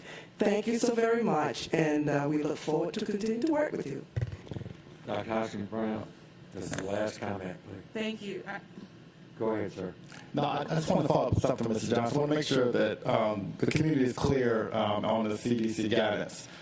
There is a part of what the CDC guidance is for a vaccinated person. We're talking about a vaccinated person. Is that a vaccinated person, if they came in contact to a known positive, even if you're vaccinated, the suggestion still is that you get tested after 3 to 5 days. So it might be that they're confused in getting that test, but see, as a district, we haven't observed that particular part of the CDC to say a vaccinated person can come back on day 6. But in that scenario, you would be able to come back on day 6. But we're not doing that, but it is in the CDC guidance. I just want to make sure that's clear. So again, if you're fully vaccinated and you've been exposed to somebody with COVID-19, the CDC guidance is that you get tested on between day 3 and 5. And so that may be where the confusion is coming from also. Dr. Hoskins-Brown. Thank you. I'm not going to proselytize about my views on how we're handling it. I'm supportive of our policies that are in place. They represent my views on how we should be handling this. My question was really connected to a specific comment that you made about how staff return after exposure. And what I thought I heard you say was that because we are not asking, and we cannot ask if people are vaccinated, we are using their decision of when they return from quarantine or after exposure as a proxy for their vaccination status, presuming that if they are vaccinated and they come back, if they come back earlier, they are indirectly communicating that they are vaccinated. If they stay for the full period of that quarantine and then come back, that they are not. No, if they're if they're saying they're vaccinated to return, they have to provide the proof. Okay. That's the only thing I will separate. They have to provide the proof. We don't just go by what they say. That's wonderful. Okay. Yes. So if they do not return early, it's not, we would not or cannot assume that they are not vaccinated. Right. They are simply not choosing to provide proof. Correct. Thank That you. is correct. Gloria is running up here, so I know there's got to be something. He's moving so fast. I want to add one point of clarity here that's important. So we understand the governor has the order. I guess I'll keep the mask on. The governor's order about it's called the vaccine passport, whatever you want to call it, the order about asking. So our view is, if we go to a situation where there would be a quarantine, it's not that we are denying you access to your job or access to the facility. What we are doing is saying, you are an exception to the normal quarantine process if you've been vaccinated. So you can prove you've been vaccinated to have an exception to the quarantine process. That is why that is different than simply saying, are you vaccinated? So that is our view. We believe that it's proper to ask for an exception to quarantine based on vaccination status, but otherwise, based on the governor's order, we're not going to ask for proof of vaccination or status. Thank you. As we move on, I would only make a request of the public, and I really mean public employers. We can only keep the schools open if the kids who are infected are not in school. And I'm very aware, I understand better than most of you understand, that it is very difficult for many of our moms and grandmothers and daddies and families to take care of having a sick kid. I ask employers to be particularly helpful to your employees right now. And if they need to stay home, try to be understanding about that. My own grandson in Atlanta was put in quarantine last night. Both of his parents think they have jobs that they can't miss. But they had to sort of divvy up and say one's going to miss part of the day and one's going to miss the other part. I say that because I understand about working parents. My wife and I both were working parents. And it is important that an employer that has the wherewithal help a family member through this so that we can keep the schools open. Secondly, I sometimes think in the effort to get information, we're not as concerned about getting the information as we are to make the public think we're getting the information. And I've said it before to my fellow board members, when you tell me you got a lot of phone calls, okay, we got 36,000 students. A lot of phone calls to me would be about 22,000 phone calls. 10 calls is not a lot. I would ask when you throw the numbers around, because the PR folks back there, the TV cameras are picking up board members talking about how widespread things are.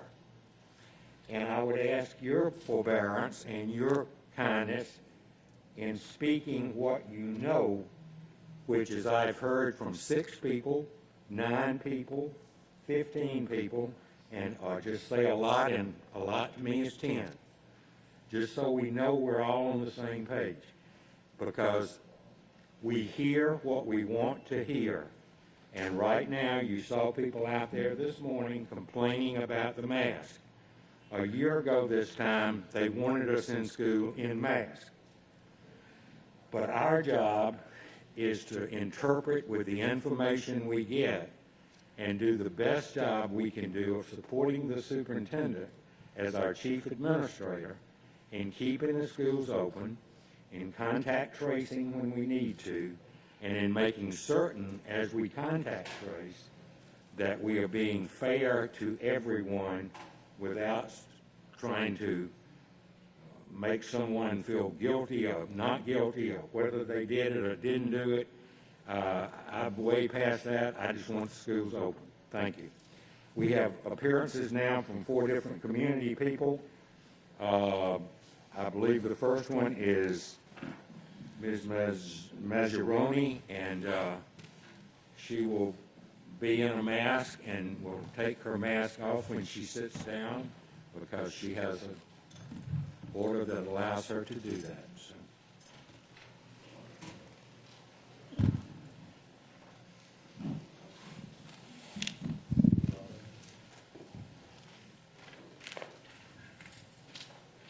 R-O-B-Y-N.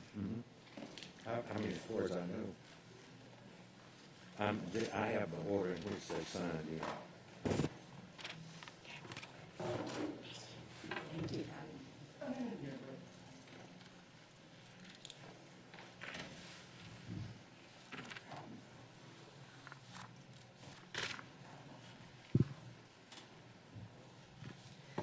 Hello. Good afternoon, ma'am. How are you? Fine, thanks. My name is Beth Mazzaroni. I live in Chatham County in District 4, and I'm uniquely qualified to speak on the topic of the recently instituted mask mandate for school children. As a retired Virginia elementary school teacher of 15 years and with a master's in education, specifically reading education, plus a certification as a reading recovery teacher, coupled with a master's in pharmacy, specifically pharmacoeconomics, which is the evaluation of the risks and benefits of both pharmaceutical and non-pharmaceutical interventions, and 20 years in the pharmaceutical industry and pharmacy retail network space, this debate on masks is in my sweet spot from both lenses. To mask or not to mask? That is the question. The answer is found in a risk-benefit comparison. Let's do a quick risk-benefit Q&A, beginning with the question, are there potential risks to masking our school-age children? Yes, there are potential risks per growing data accumulated. To date, there are no randomized controlled trials, the gold standard in scientific study, on the risk of wearing masks for extended periods of time to document their safety. I quote from the American Institute of Economic Research, one of the most respected nonpartisan economic research and advocacy organizations in the country, mask wearing raises many concerns, especially regarding psychological damage and especially to infants and children with potential catastrophic impacts on cognitive development of children. This is even more critical in relation to children with special needs or who are on the autism spectrum who need to be able to recognize facial expressions as part of their ongoing development.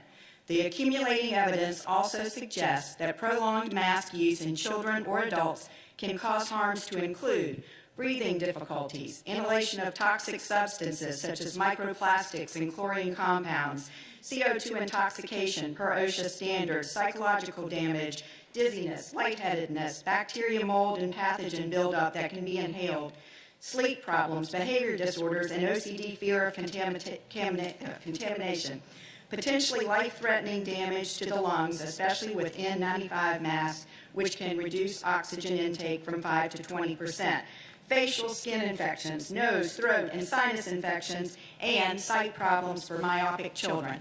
With all these risks, does there exist a conclusive benefit to wearing masks to reduce COVID spread? To date, again, there are no high-quality randomized controlled trials that prove that masks decrease COVID spread. Per America's Frontline Doctors, standard cloth and surgical masks offer next to no protection against virus-sized particles or small aerosols. The size of a virus particle is much too small to be stopped by a surgical mask, cloth, or bandana. Consider that the CDC website states surgical masks do not catch all harmful particles in smoke, and that the size of smoke particles in a wildfire are 5 times the size of the COVID virus. Wearing a mask to prevent catching COVID or similarly sized influenza is like throwing sand at a chain-link fence. It doesn't work. There has been one large randomized controlled trial that specifically examined whether masks protect their wearers from COVID.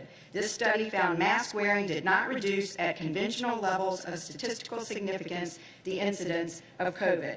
Finally, are children at serious risk from COVID? According to Dr. Marty McCary of Johns Hopkins, COVID-19 has a mortality rate of 0 among children without a pre-existing medical condition such as leukemia. Also, per The Lancet, 3 major studies over the past year found the risk of death to children from COVID to be in the range of 1 in 100,000 to 1 in 1 million. Finally, per CDC's own data, 434 children died from flu in 2019 to 2020, and only 124, approximately 1/4 as many, died from COVID.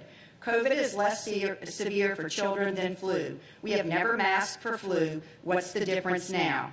I conclude with a final quote from America's frontline doctors. All parties mandating the use of face masks are not only willfully ignoring established science, but are engaging in what amounts to a whole school clinical experimental trial. This conclusion is reached by the fact that face mask use in COVID-19 incidents are being reported in scientific opinion pieces promoted by the CDC and others. The fact is, after reviewing all of the studies worldwide, the CDC found no reduction in viral transmission with the use of face masks. In a nutshell, mandating masks is all risk with no scientifically supported benefit. As a mother and a grandmother, I implore you in good conscience to make masks optional. Hashtag, our children, our choice. Thank you very much. Thank you, Ms. Majoni, and I wanted to just say to you that we indeed, Ms. Majoni.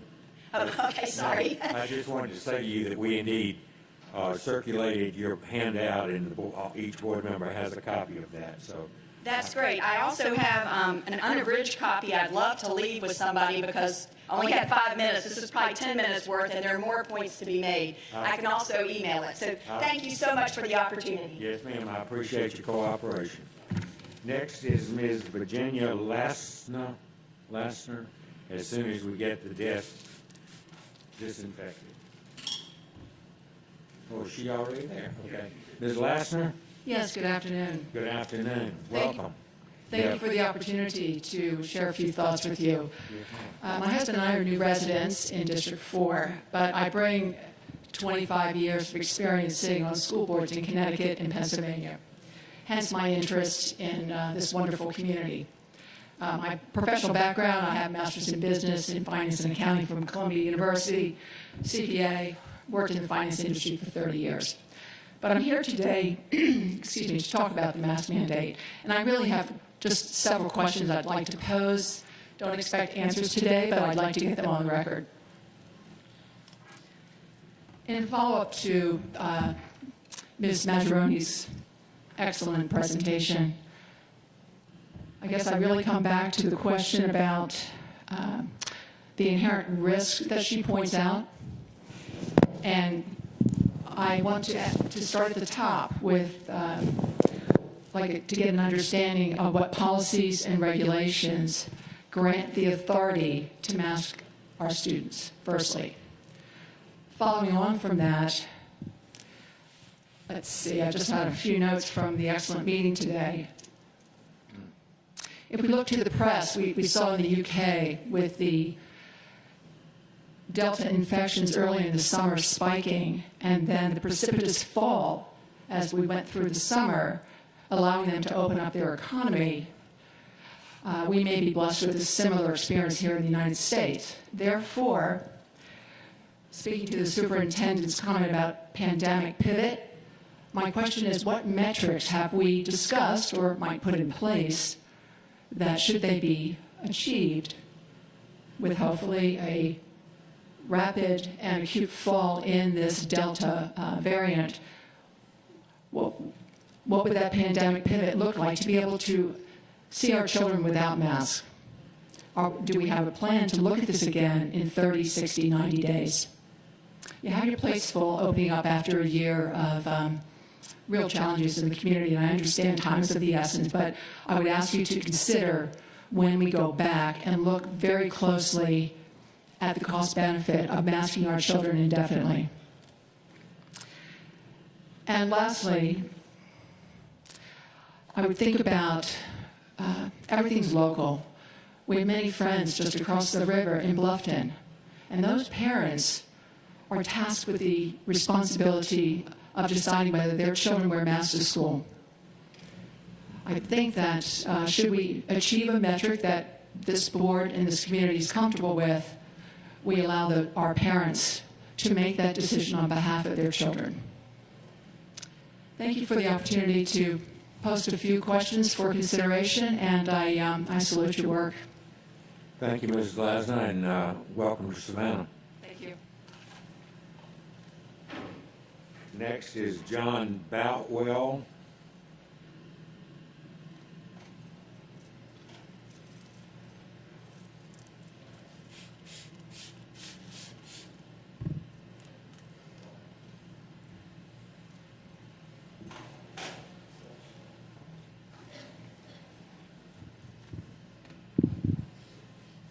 Mr. Boutwell? Yes, sir. Have a seat. Welcome. We have 5 minutes to present what you want to present. Ladies and gentlemen of the board, thank you for having me today. First off, my name is John Boutwell. I'm a third-generation professional driver and a second-generation firefighter. I'm a husband to a loving wife, but most importantly, I am a daddy to 2 great children. For them, I have come here to express my disconcern today. I stand before you today to express my extreme distaste in your mask mandate for Chatham County, and I wish to ask you to vote to end this absurdity and allow our children to have the choice and freedom to choose again. Over the past number of weeks and months, I have paid attention to the trends happening around me. Everything from mask mandates to plexiglass to vaccine mandates, all of these things seem to be the norm. I am here to tell you today that no one in my family will fall to these norms. I have also been watching the news and researching the virus, as well as searching for answers to questions that I have. Please allow me to tell you that these answers I have found have alarmed me far more than the virus itself.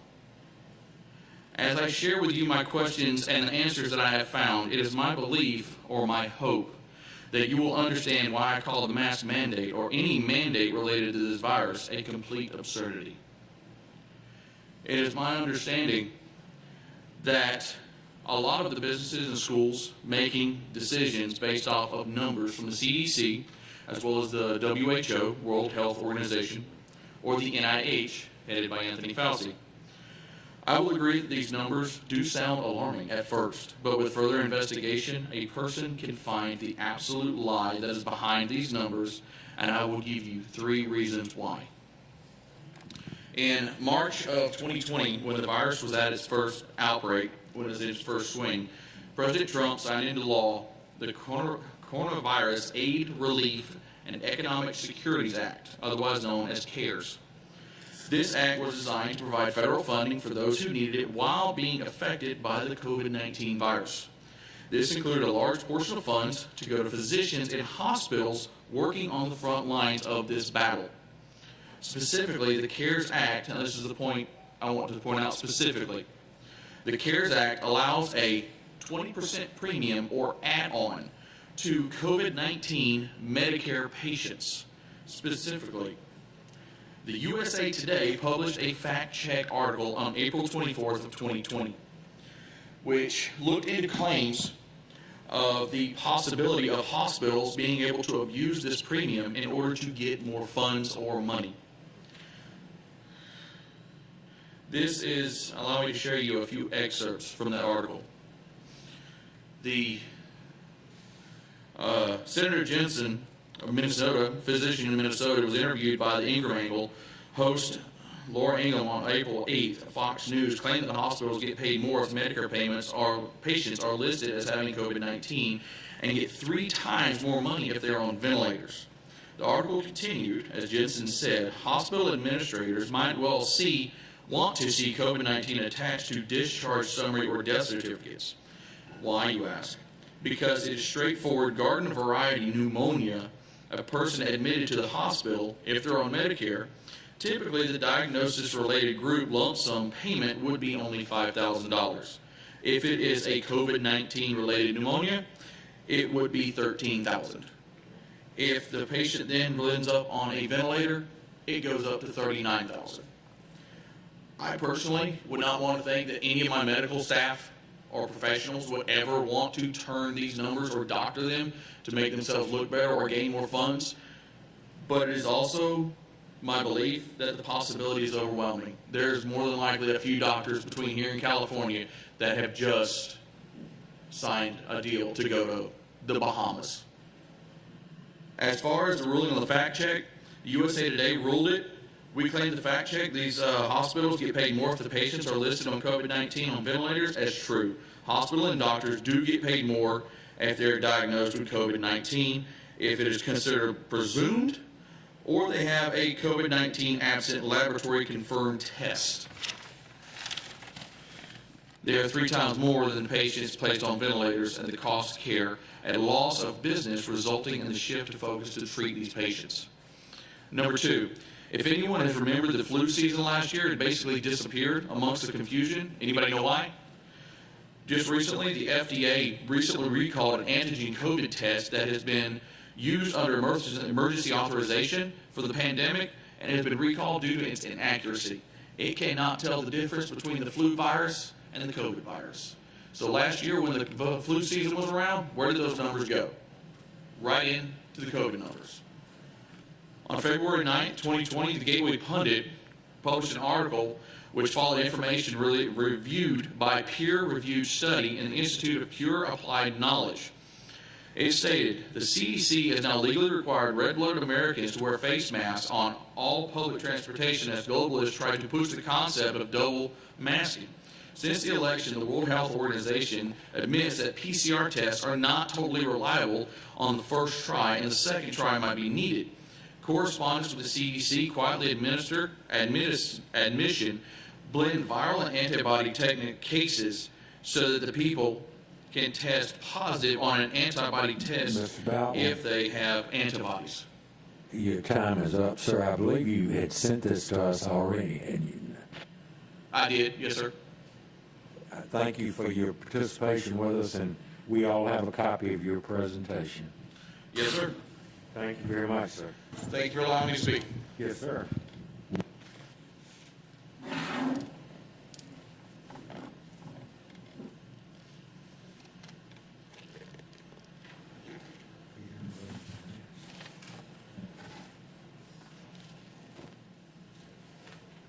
Our last speaker will be speaking in the little back room because he refuses to wear a mask, and I would not let him in. So.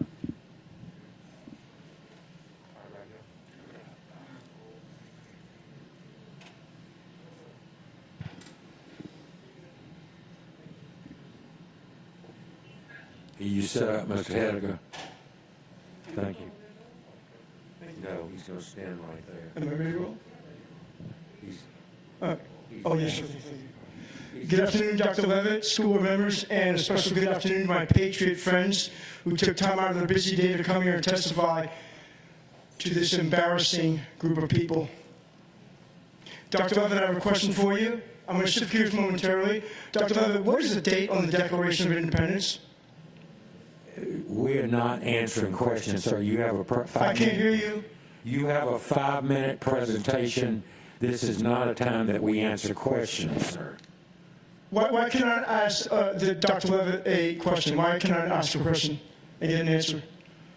It is a time for you to make a 5-minute presentation to us. This is a good example of exactly why I'm here. This kind of restrictive behavior. We are the taxpayers, and we are American citizens. I am the son of a World War II vet. And here we are with this kind of restriction where I cannot come to this public event and ask Dr. Levitt a question that I doubt she knows the answer. Sir, it is July 4, don't interrupt me, please, thank you. It is July 4, 1776, for those of you who don't know. I would like to know, I want access to everything you teach regarding American history and world history and sex education, everything, whether it be on paper or digital. Can I ask a question? Do I have access? Because I've been told that I do not. Only a parent. I'm a taxpayer. I want to know, do I have access to this material? You don't answer the question. I want access, as every taxpayer in Savannah, Chatham County should have access to everything that you present to students, whether it be in written form or digital. We have the right to know what you are teaching when we're paying the bill. Got it? You seem a little irate because you look so stupid. I'm sorry, I'm going to say this. You look stupid wearing a mask that does nothing. My good friend Beth laid out a beautiful, articulate case. I'm not quite as articulate, but I'm pretty close.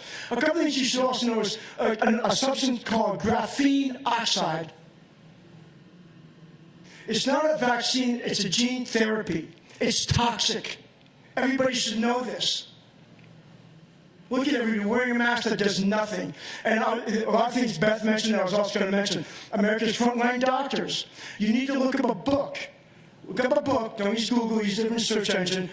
Look up a book called Corona False Alarm, written by a husband and wife, both medical doctors. His name is Dr. Sukarit Bhakti. Look at the book, get a screenshot, and then go to a website called Secure Freedom Radio Podcast. It says radio, but the podcasts are online. It's run by a guy named Frank Gaffney, who was Assistant Secretary of Defense under Ronald Reagan. This is not some wackadoo. This is a very credible guy. And scroll down to June 10 and listen to the interview with Dr. Bhakti. This is information you should know. And we need to have a commission, not here, but like in a gymnasium, where everybody here sits at a table in front of people and on a gymnasium where we can take turns coming up to a mic and we can ask you questions and you will give answers. This kind of suppression where we're being dictated to the rules of engagement that we cannot ask questions. Outrageous. Outrageous. This is disgraceful and it's dangerous. Because what you guys have done for decades is to implement humanism, which is anti-Christian. I'm a Christian. Our founding fathers were Christian. Our entire freedom is based on Christianity, beginning with freedom from sin, which is given to us by the blood of Christ. That is the truth. But you've obliterated American history. You don't even know it yourselves. And I know this firsthand because I've been doing a public presentation. It'll be 10 years next month. Last evening, I recited the entire Declaration of Independence from memory at Johnson Square for the 2000th time.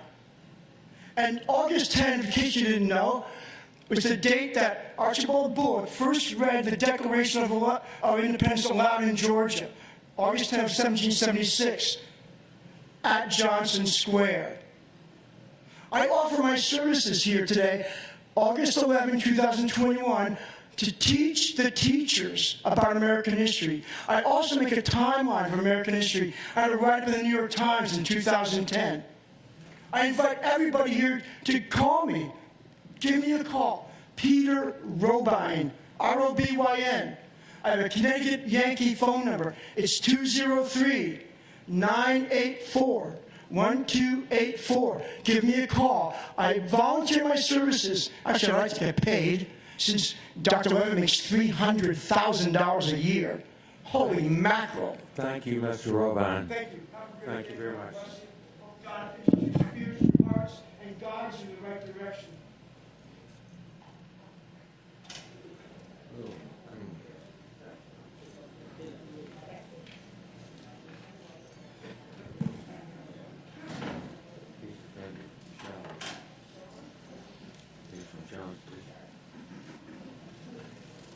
Wow.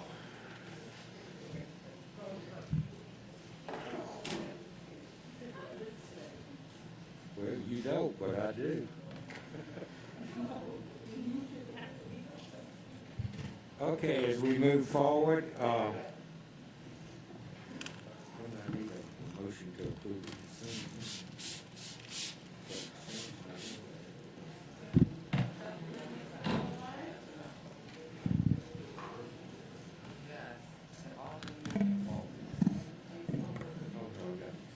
Okay, next on our agenda is Board of Education matters.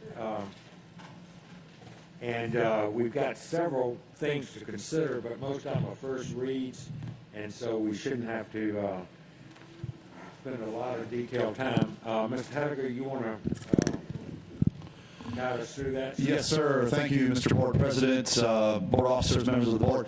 As we get into board matters, your first lineup, item 7.01, is policy BCBI.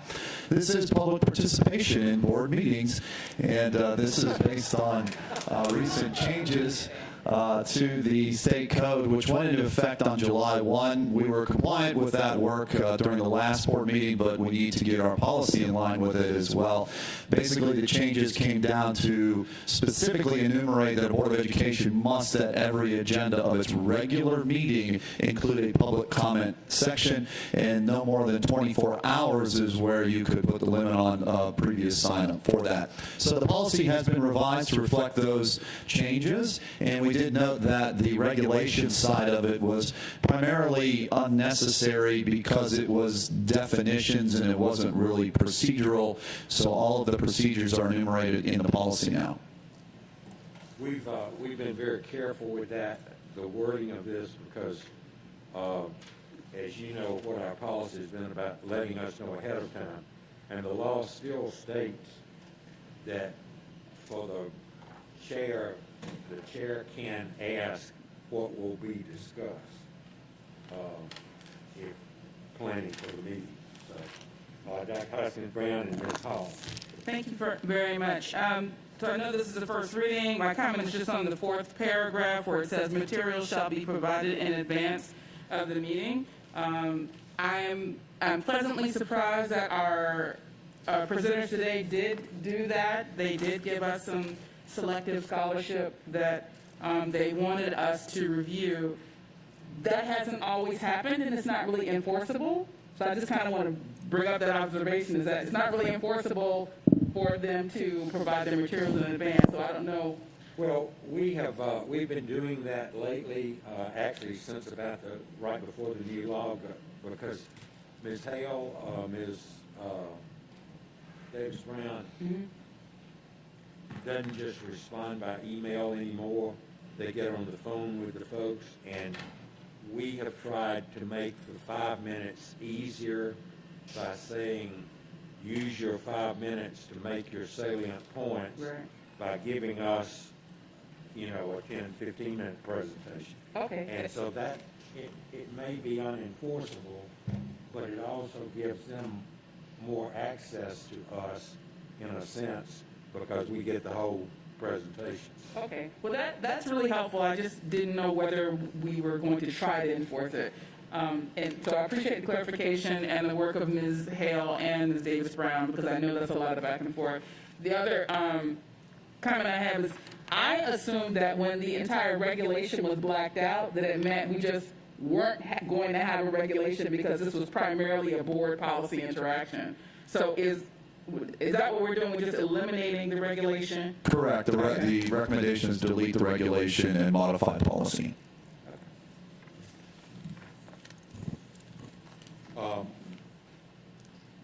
Ms. Hall and then Mr. Johnson. I just want to call everyone's attention to paragraph 3 where it says, the most useful, effective statements or comments to the board are those that are related to matters of general policy over which the board has jurisdiction. Fine. Next sentence. All comments shall be made in a professional manner that maintains decorum and is not disruptive to the meeting. And of course, that would go to our chair, I guess, to decide what constitutes decorum. But also yes, and the fact that, is there some way of enforcing that? Thank you. Mr. Johnson? First off, I do appreciate not only are we going through this to make sure that it follows the state code, obviously, but it's also made it smaller. less words on here. And also, I do like the fact that we are taking out that there will be no more than 3 speakers public initiated at any given meeting, but still gives the chair the opportunity to lower the threshold on the time. So we were actually, for the public to know, we were actually granting more access to us and not less access, because there was a lot of stories out there on social media stating that, oh, we're limiting people's access to the board to come to the meetings, or they don't want us to come in there to speak. These policy changes actually give you more access, actually give you more opportunity to come to us, to speak to us, to give your grievances towards us, because as a lot of people have said, yes, you are taxpayers of Chatham County, and you have the right to come speak to us about your grievances. Yes, as Ms. Hall says respectfully, my own feeling about this as we vote on it next month, is the fact that in some ways this is pie in the sky. Civility has always been that both parties play by the rules. And when one party doesn't play by the rules, then there is no civility.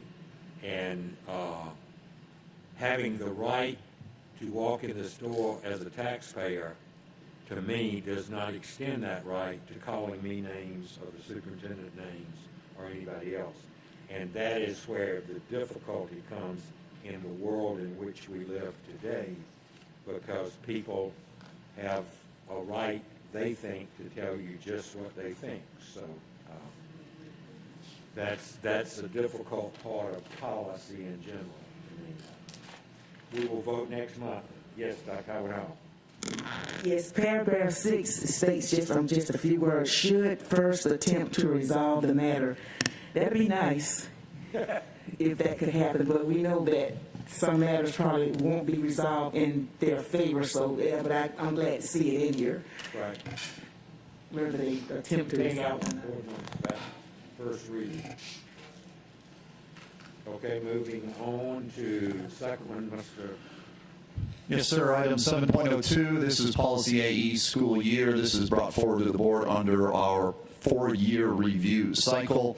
Minimal changes on here, primarily to eliminate outdated language and references to 5th year senior.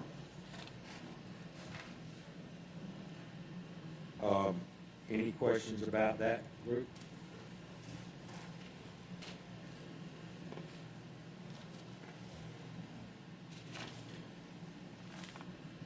Hearing none. That was the first reading also. Go ahead, sir. Next item, moving down the agenda, 7.03, Policy IDCH and Administrative Regulation, IDCH-R dual enrollment. This is coming about as recent State Board of Education rule clarifications that occurred this year in this particular policy code section. So you'll see there have been some number of changes in here. The Academic Affairs team also met as a group to get together to look at it comprehensively for change as well. So we're bringing a package to you as a policy and regulation. This would be first reader. We'll bring it back at the next meeting for second read adoption, subject to any changes. Any questions or concerns or comments from board members after the first reading? I had one question. Is it okay if I ask? Yes, sir. On the second page of the dual enrollment, under grading, am I reading this correct to say that we use the midpoint conversion scale for an A to be a 95, but then the student is going to get 5 bonus points? So if they made an A in a dual enrollment course, they would have 100 in the class that would then be used for their class rank. Is that correct? That is correct. Ms. Ball says that's correct, Dr. Brinkman. Thank you. Ms. Grabowski? This is just a matter of, I guess, format and structure as much as anything, but I know we have a full page of definitions that I presume are required. Do we have a common definition section in our code where that would be more appropriate, or is it typically by policy? No, the GSBA policy manual does not provide for a definition section as a whole. We typically do it on a case-by-case and especially in situations where you have real technical type of language going on. In some policies, it's really not necessary, and others, it's more appropriate. Okay, thank you. Next. Any other questions? Next. Moving on the agenda, this is a regulation, so we're bringing it to the board for review only. There were no changes necessary on the review on the policy side. And again, this one came about due to State Board of Education rule clarities as it relates primarily to health and physical education credits in graduation requirements regulation. This is a regulation. Any questions, concerns, comments? Next. Next item on your agenda, item 7.05, Policy BA Goals and Objective. This is the board's goals and objectives memorialized in policy language. This is an important part of the process as it aligns directly with the work that we're doing under the strategic planning process, which has been shepherded with us through GSBA in the Way Forward 2020. Of course, the board will have as an action item the adoption of the 5-year strategic plan in September, so this times well where the first read, second read will match up when we adopt the final strategic plan. Okay. Any other comments from board members? Oh, I'm sorry, Mr. Battle. I understand that this is a first read and the purpose of aligning the second read with adoption of the plan, but it seems a little bit premature to be adopting these without seeing the context of the entire plan. Anyways, so, and I know we're not adopting them today, but I would think that typically our first read would coincide with the plan, and then the actual adoption would happen at the next meeting. Well, we did have the workshop with the GSBA individuals at the last board meeting, which tweaked the final components that you see recognized here as well. So we could take that and send it to you as a total pack to look at, subject to any comments that you might have before we bring it back for final adoption, if you like. That's fine. Thank you. We'll just take it off. Okay.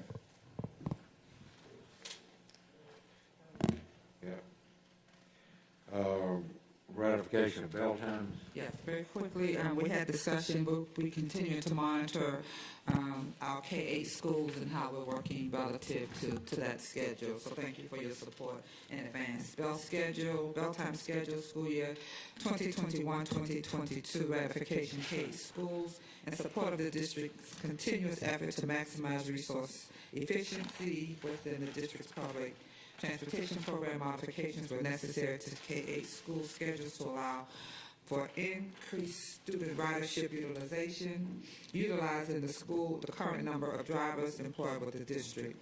Recap of changes: school level K-8 schools, previous bell schedule 7:40 a.m. to 2:40 p.m. Modification for school year 2021-22, 8:15 a.m. to 3:15 p.m. Thus be it resolved upon the recommendation of the superintendent that the board approve the ratification of the modified bell time schedule for K-8 schools implemented for school year 2021-2022. You've heard the resolution. Is there a motion to that effect? Moved by Dr. Hoskins-Brown, second by Mr. Katchmar. Dr. Hoskins-Brown, anything? No. Mr. Katchmar? I'm going to support the this ratification request, but I will note that earlier during the superintendent's school opening update, we talked about, several board members talked about traffic challenges we had, particularly at some of our K-8s. We all know that transportation and pickup and drop-off is more difficult and challenging the first couple of weeks of school, and I know we're working hard on trying to solve some of those transportation issues. So with those efforts in mind, I'm going to support the ratification, but I would ask that if those traffic issues continue, that we then continue to monitor them, and if they continue, we come back and analyze bell times as part of the whole package and trying to make sure things are smoothed out. Any other comments? Mr. Johnson? I kind of wish we were voting on this before school started, not after school started. And I understand why it was changed prior to it. However, it still would have been nice to be able to have the public comment prior to school to see how it was going to affect the families, because there were a lot of families, especially those in choice programs in the K-8s, that had scrambled to get before and after care handled. And then when we changed the school times a week prior to school starting, then they had to scramble again to figure out what's going on with transportation. So I do know that this will pass. However, because this was not done prior to school, I will not be voting in favor of. Ms. Hall and then Ms. Hines. I just quickly want to mention that I've received several emails. Oh, you want to know? I have not received 10 emails, Dr. Buck, but I've received about 6 that say, thank you, these new bell times actually help my family and help the situation with the carpooling and that kind of thing. So I do want everyone to know that it's not one-sided. Thank you. Ms. Hines? Well, the question I would like to ask is that I believe at our last board meeting, we were told that it's possible that our bell time may change and we look at it and readjust it. Do I remember that correctly?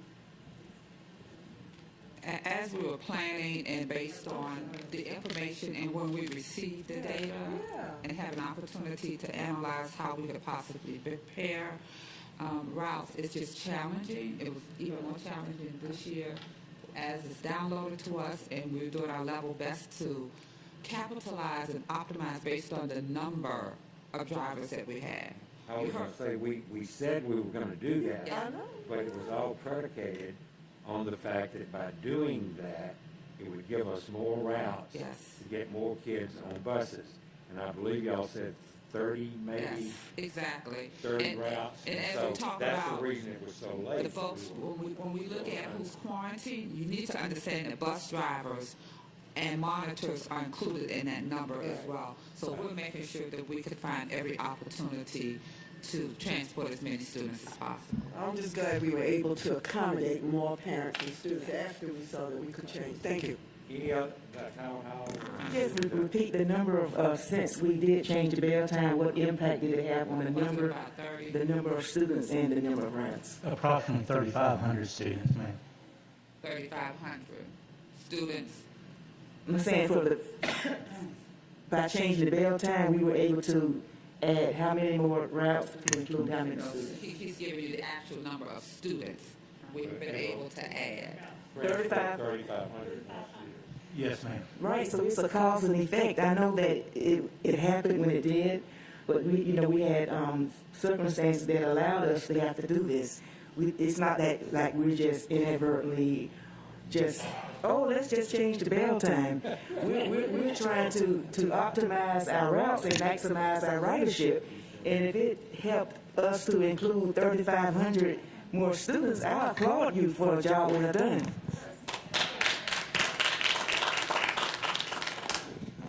I just wanted to make a point that we worked intensely with the K-8 principals. This was not a decision we made cavalierly. And if I weighed the discomfort of our K-8 schools versus being able to transport 3,500, I thought it was important to be able to accommodate 3,500. I want to offer a special thank you to our K-8 families and the principals, because we talked with them several times a day during this time period to find specifically what the concerns were. And we had very few concerns coming from the families. Now, I recognize, too, I probably wouldn't register a concern if I'm trying to figure out how to get my children to school. But I also recognize, too, that we made, in every presentation I made, and every presentation made by transportation, we pointed out that we may need to make bell schedule changes, and that we would not do that if we didn't have to. But in weighing the possibility of transporting 3,500 versus keeping things the same, and I think in my individual conversations with you, I ask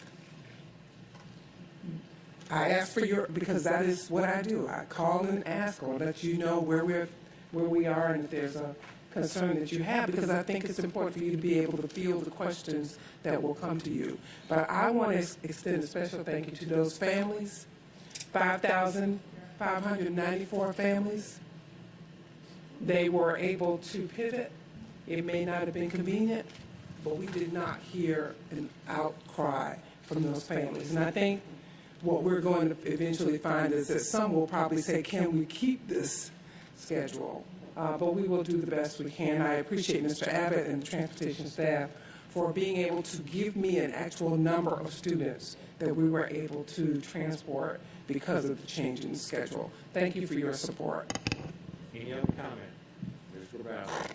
Just real quickly, I know it was hard for this news to come out for our families a week before school started.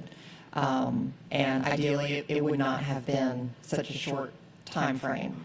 But I know when I spoke with the superintendent, Ms. Miller-Kegler, about this possibility, I said, my preference as a board member was not to change our bell times only as a last resort. So I think that they were trying to do everything that they could without having to change the bell times. When we saw the numbers where they were and how many more students they could serve, it was a weighing of those pros and cons. And I also appreciate that the district did send a survey back out to our K-8 families that allowed those that may have opted out, that were eligible for transportation, may have opted out, to opt back in. I think that was a really important step that we took. And for those who have had a hard time adjusting, again, we're not back to normal yet, and we are working diligently to get there, but appreciate your continued patience and collaboration with us. Thank you. Thank you. Any other comments? All in favor of ratifying the bell times as published, raise your hands, please. 1, 2, 3, 4, 5. Aye. Aye. All opposed? The motion passed 8-1-0. Dr. Brinkman, we love having you here, bud. Yes, one being a yes. Yes. The last thing on our Board of Education matters is the fact that I wanted to announce that the board had completed the evaluation of the superintendent. Her evaluation was satisfactory. Her contract will be revised accordingly, and it is the feeling of this board that we are very fortunate to have this superintendent working with us now.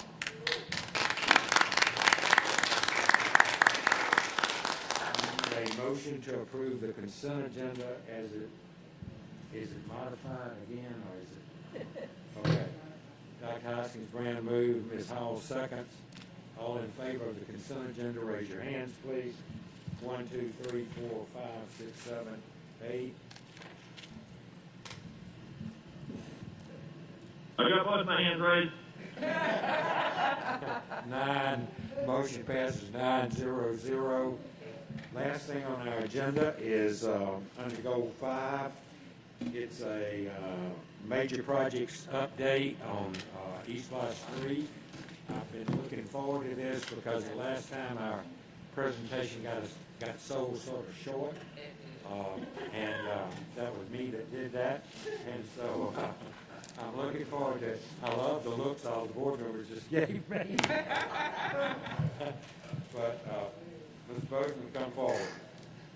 As Mr. Bozeman takes the podium, thank you, Dr. Buck, for allowing us to have this opportunity to present an update on our East Lodge 3 project. You're going to hear where we are on some of those major projects, and a lot of us have been eagerly awaiting an update relative to our K-8 school, where we are with that at New Hampstead, and some of our other projects. And it's important when, for those of you who had an opportunity to visit the site and what you'll see in here today, a lot of it is the effort of our staff that we have augmented along with the contractor to make sure we as employees of the district with a dedication to quality, we've made significant progress on that project. So you'll be able to see that, and our staff and team should be commended for the amount of time and effort and collaboration on this project. All right, thank you. The power of the penny. It's just amazing that you look back, and it's been almost 5 years when we first started out with this plan.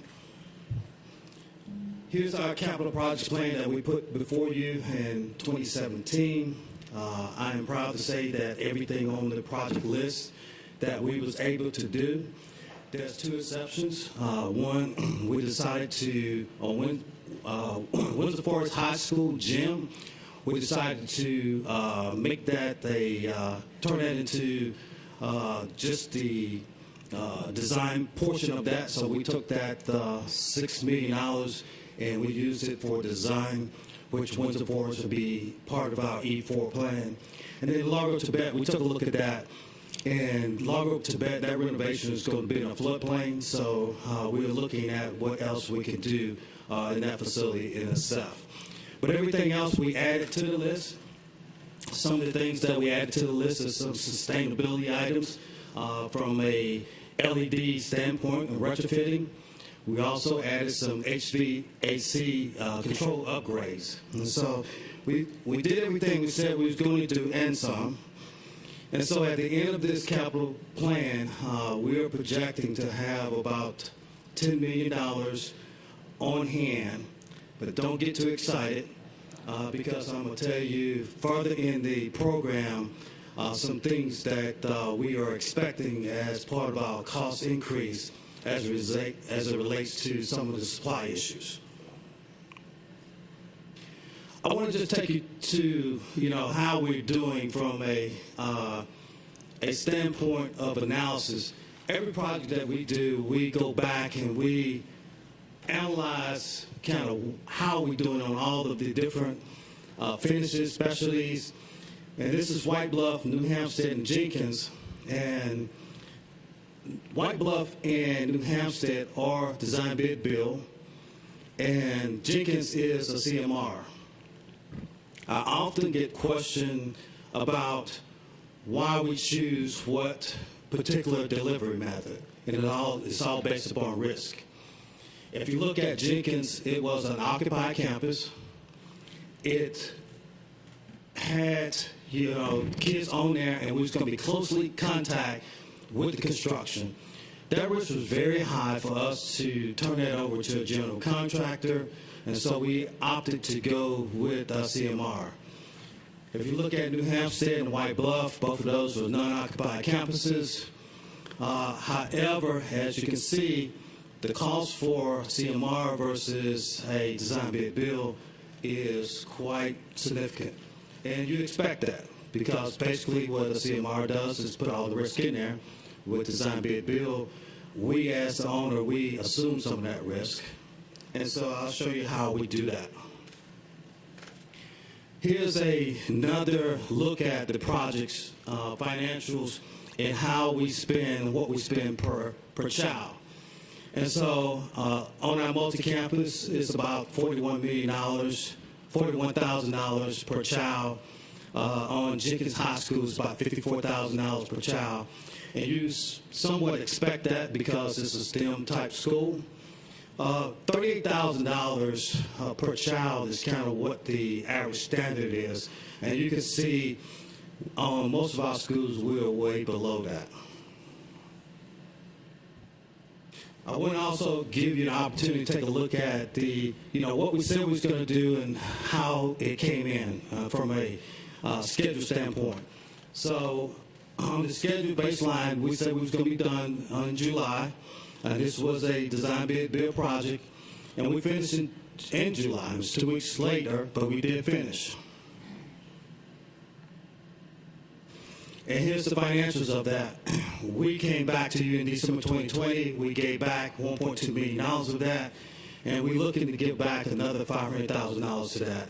And again, design bid build, Buckley was the designer for that, but project came in pretty much on schedule and under budget. And if you ever had the opportunity to take a look at the school itself, this is a quality school at a low cost. And this school here is probably, if you go take a look at it, we put extra things in the school, from the playgrounds to the media center to When you drive and take a look at that school, it is a wow factor, and we was able to keep it on schedule and under budget. Islands High School Complex. When this project first started out, it actually was listed as a site work, and we got together and we put together a baseline schedule as well as the construction dollars to finish it. Keep in mind that this was the first stadium that we undertook in the district, so we did not have a good understanding what a cost of the stadium would be. So we took this as a district, and we actually managed this project. The total cost budget overrun is about $21,000, but I would say to you, in that $21,000 overrun, we also added at the end, because we did not know that we had to store so much equipment. Again, like I said, this was the first project. And also, as you recall, we had a lot of soil issues on that particular project. So that is factored in. When you factor all that in, $21,000 is not a lot to be over with, especially given this your first project. We put a lot of things in there. If you go look at that stadium, it is world class, and we're proud of it. We took the lessons learned from that, and we incorporated it into Savannah High. And this is some of the pictures of the stadium itself, some of the things that we added later on in it. The track and field, which was not part of the original portion of it, so we added that. We also added some netting around the stadium itself, and so again, a great looking project. Jenkins High School replacement, if you hadn't rode by Duran, that project is scheduled to finally complete in November.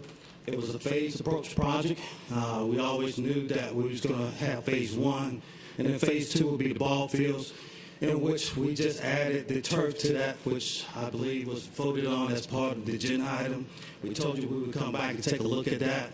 From the cost savings, we were able to put that in, so we're going ahead and put that in. And again, this 1.3, because we will make adjustments to the turf, which is about $675,000, that 1.3 will go down some. But we was able to, at the end of the project, go back, take a look at it, and we told you that we would take a look at it, and if we could put turf in, we would, and so we're going to.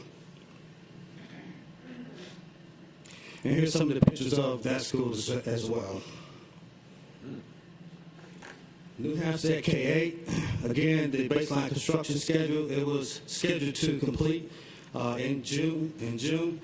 It is now scheduled to complete in October. We are having some significant challenges with the contractor through COVID issues, supply chain issues, and me and my staff was out there on a regular basis trying to get this project scheduled for the time frame that they say they're going to get the schedule. But I believe that we will have it ready to go in January. Looking at the numbers, again, the current budget when we set this out was about $44 million. The potential return to unallocated in the event that we do not have to put additional funds in this particular project, I expect that we would. But here's the numbers if we did not. We would be getting back $277,000. But I do expect that we will probably be putting some additional resources in here to get this project scheduled in on time.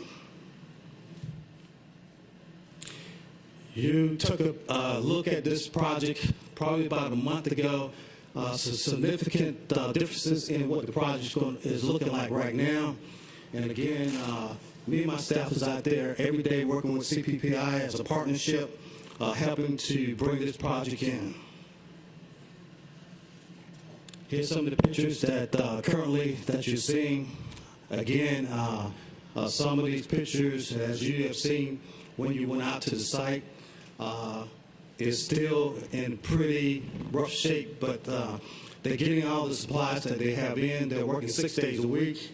We're working with them, and we expect to, again, going to be a challenge, but I believe by January we will have the kids ready to go to the school. On the K-12 multi-campus, again, scheduled to complete June 2023. Still on schedule. We're taking the lessons learned from the K-8 and just making sure that the proper oversight is on that particular project. We have 4 of our staff members that's constantly on that project. We're reviewing the schedules. We're going in there and taking a look at the design. So the lessons learned that we had on the K-8, we're applying them to this particular project here. And we will know well in advance of time whether this project's going to finish on time. But we feel pretty good about it right now. And as I said to you, as we took a look at this project, we are expecting an escalation of about $10 million. Okay, and it's all in steel prices, lumber prices, concrete prices. But the good thing about it, from a cash flow standpoint, it is in our cash flow. So we'll be making adjustments to our cash flow. But however, these prices are not going to go away. We think some of the pressures will ease up probably within the next year or two. However, we are in pretty good shape where we can absorb this kind of cost. And here's a picture of the campus. And if you hadn't gone by, they're making some significant progress on that project. Pta School Auditorium. Again, this project was a stretch for us because of COVID. We lost one of the principal engineers, but it turned out to be a great project. If you have not gone by Beach High Auditorium, it is a gem to see. And again, we gave back $152,000 to this project.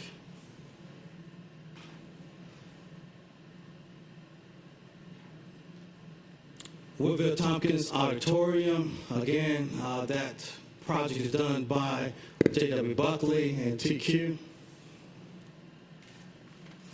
It is expected to give back about $464,000. And again, some great work in there as well. Savannah High School Stadium. Tim Jordan is going to just be very proud of this one here. Again, it is scheduled to finish up on 8/30. If the rain holds up, I believe last week we put in the turf on it. The track should be going out here pretty soon. Again, we're expected to give back $106,000 to it. Like I said, here's a picture of it, but right now, if you go take a look at it, the track, the green field is already in, and the track is getting ready to be laid down. It's going to be the Savannah High Blue, a little different from the Island Stadium in its own character. And I'll open up for questions. Dr. Hoskins Brown, then Ms. Hall, then Ms. Hines. Thank you, and thank you for your presentation. I just have 2 questions.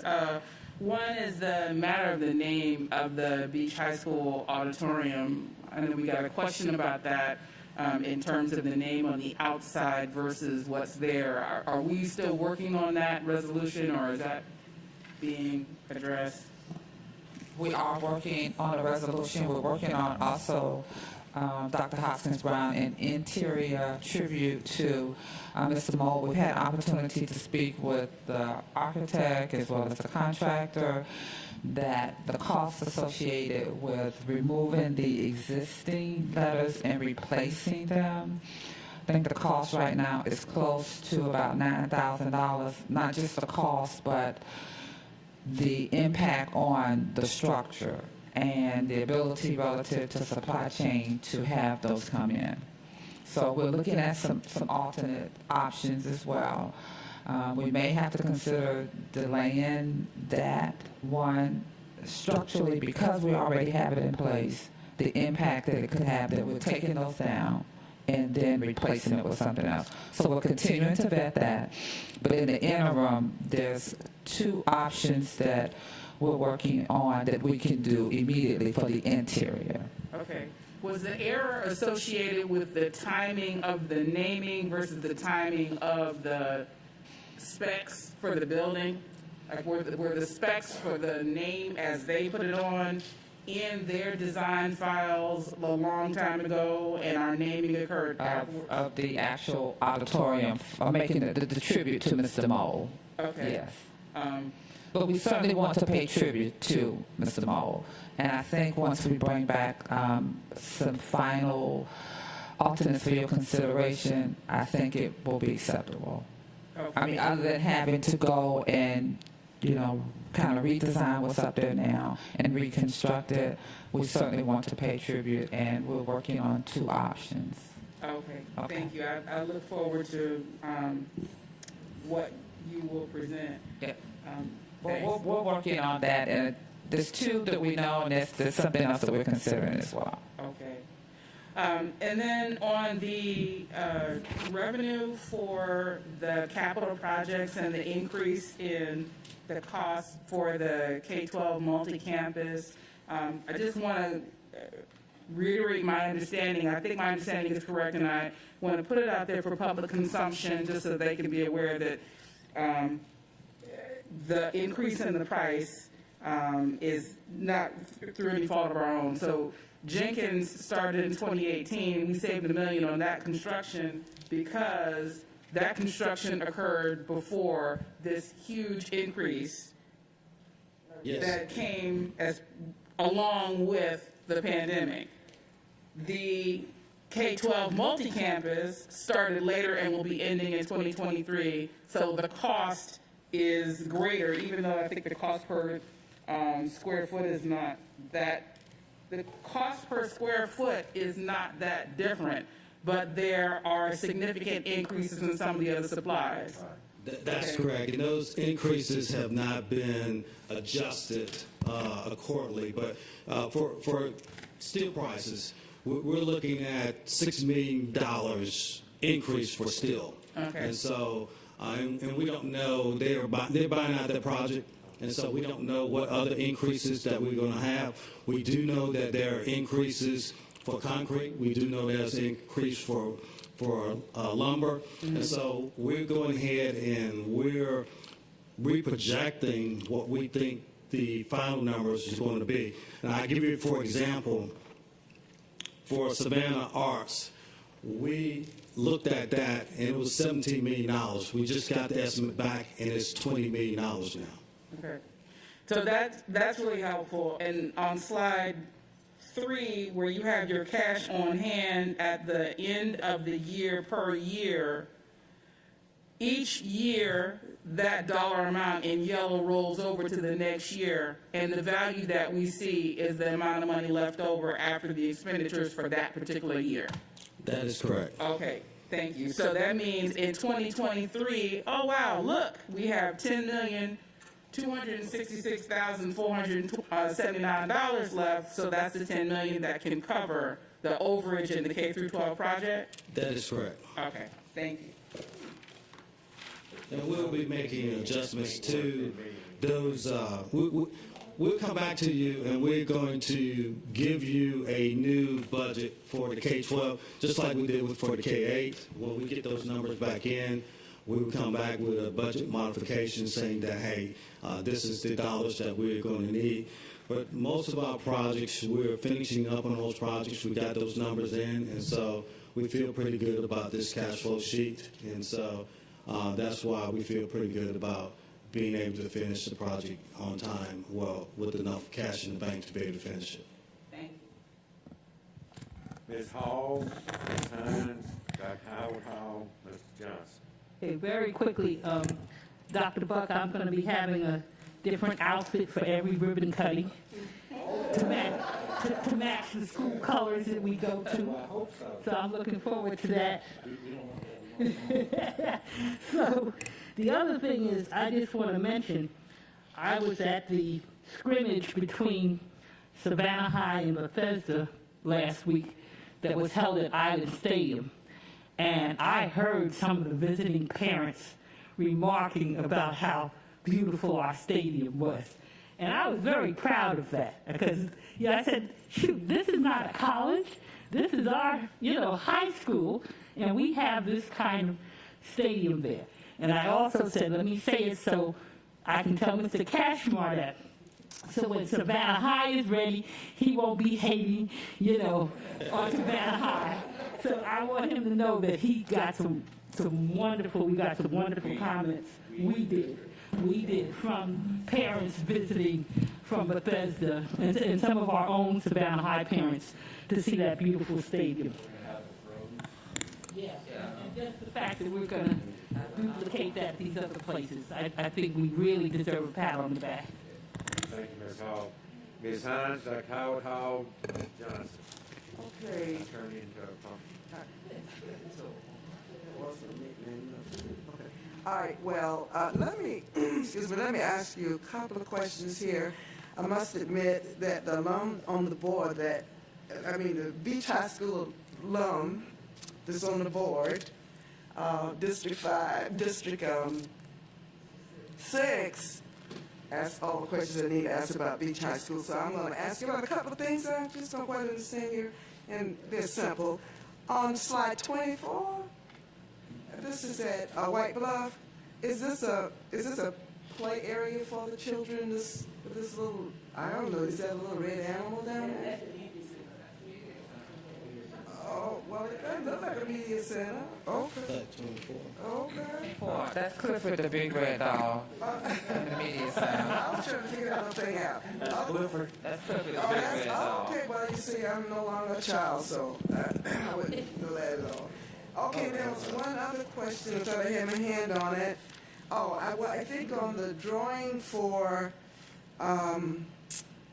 Rose High School, if you could point out on the slide where the middle school is located, I couldn't very well get the picture of that. And I should be able to tell you what. That's the slide 21. 21. Let's see. Yeah, look very quick. Yes, sir. Can you point out where the middle?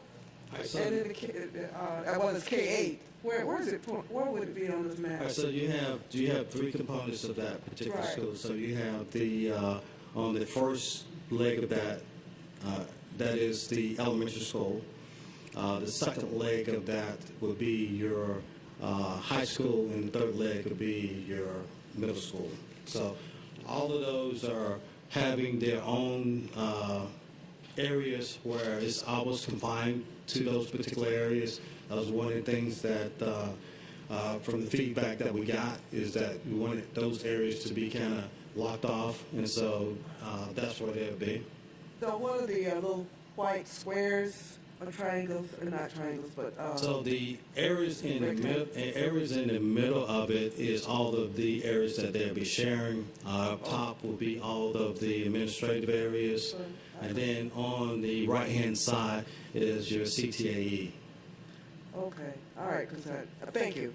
I didn't see it. Dr. Howard Hall, Ms. Johnson.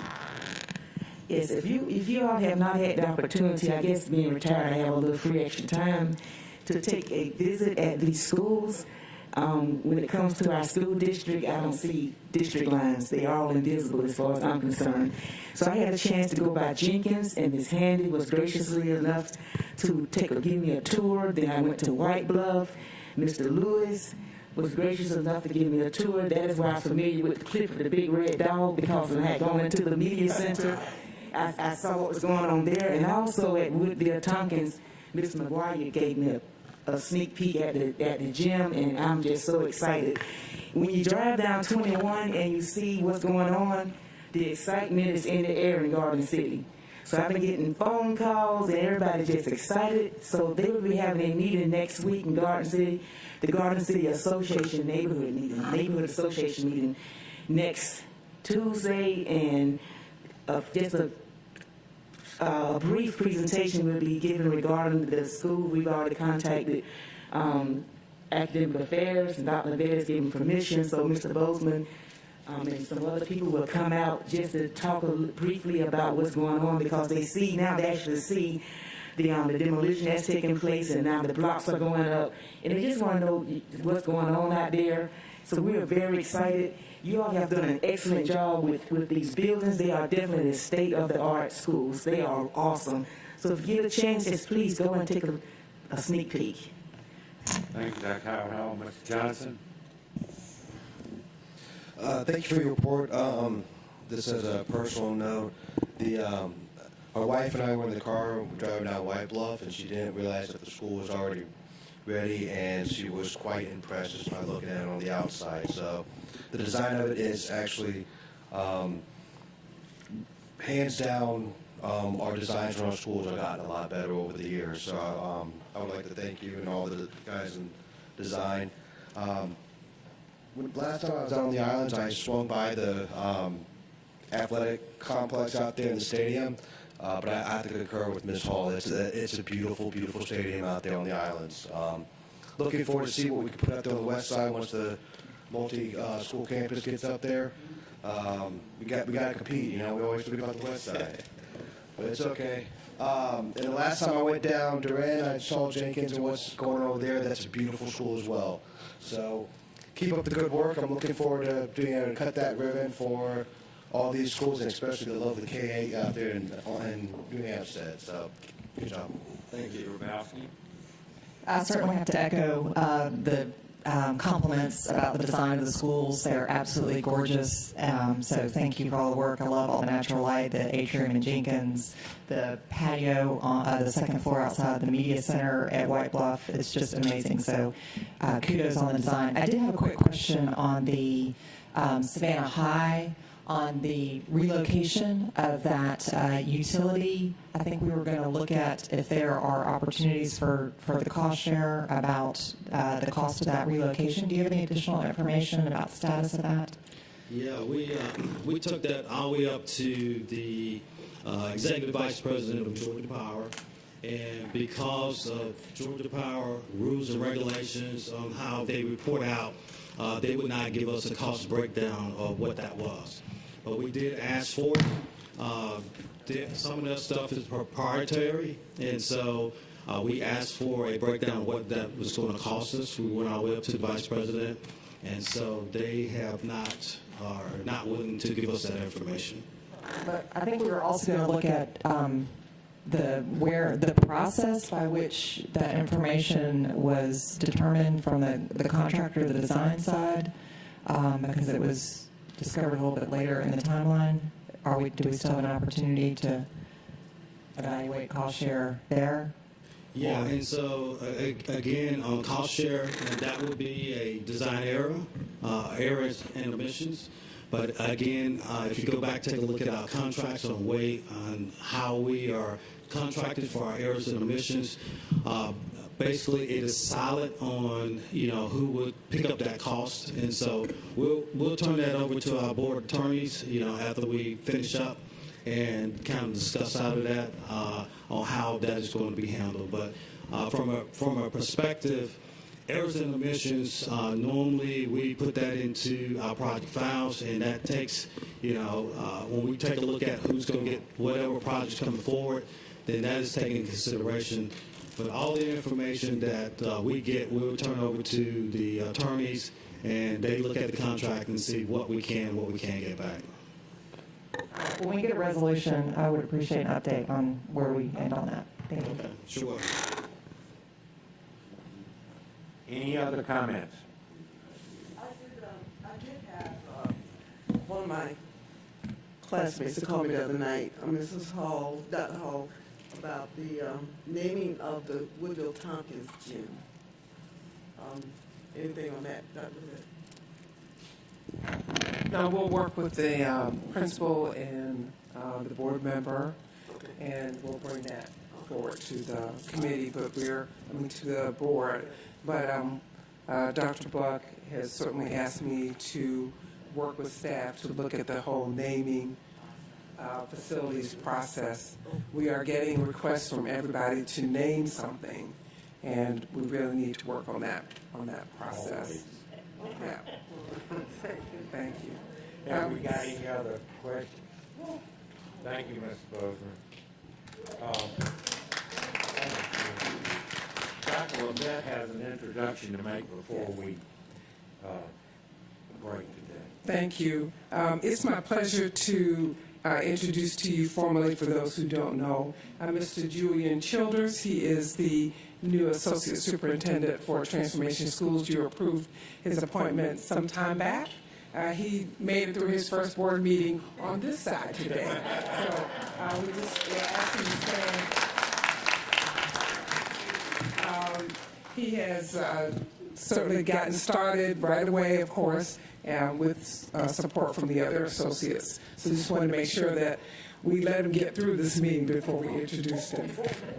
Welcome, Mr. Childers. We'll start the hazing process later. I'm looking forward to it. Any other business?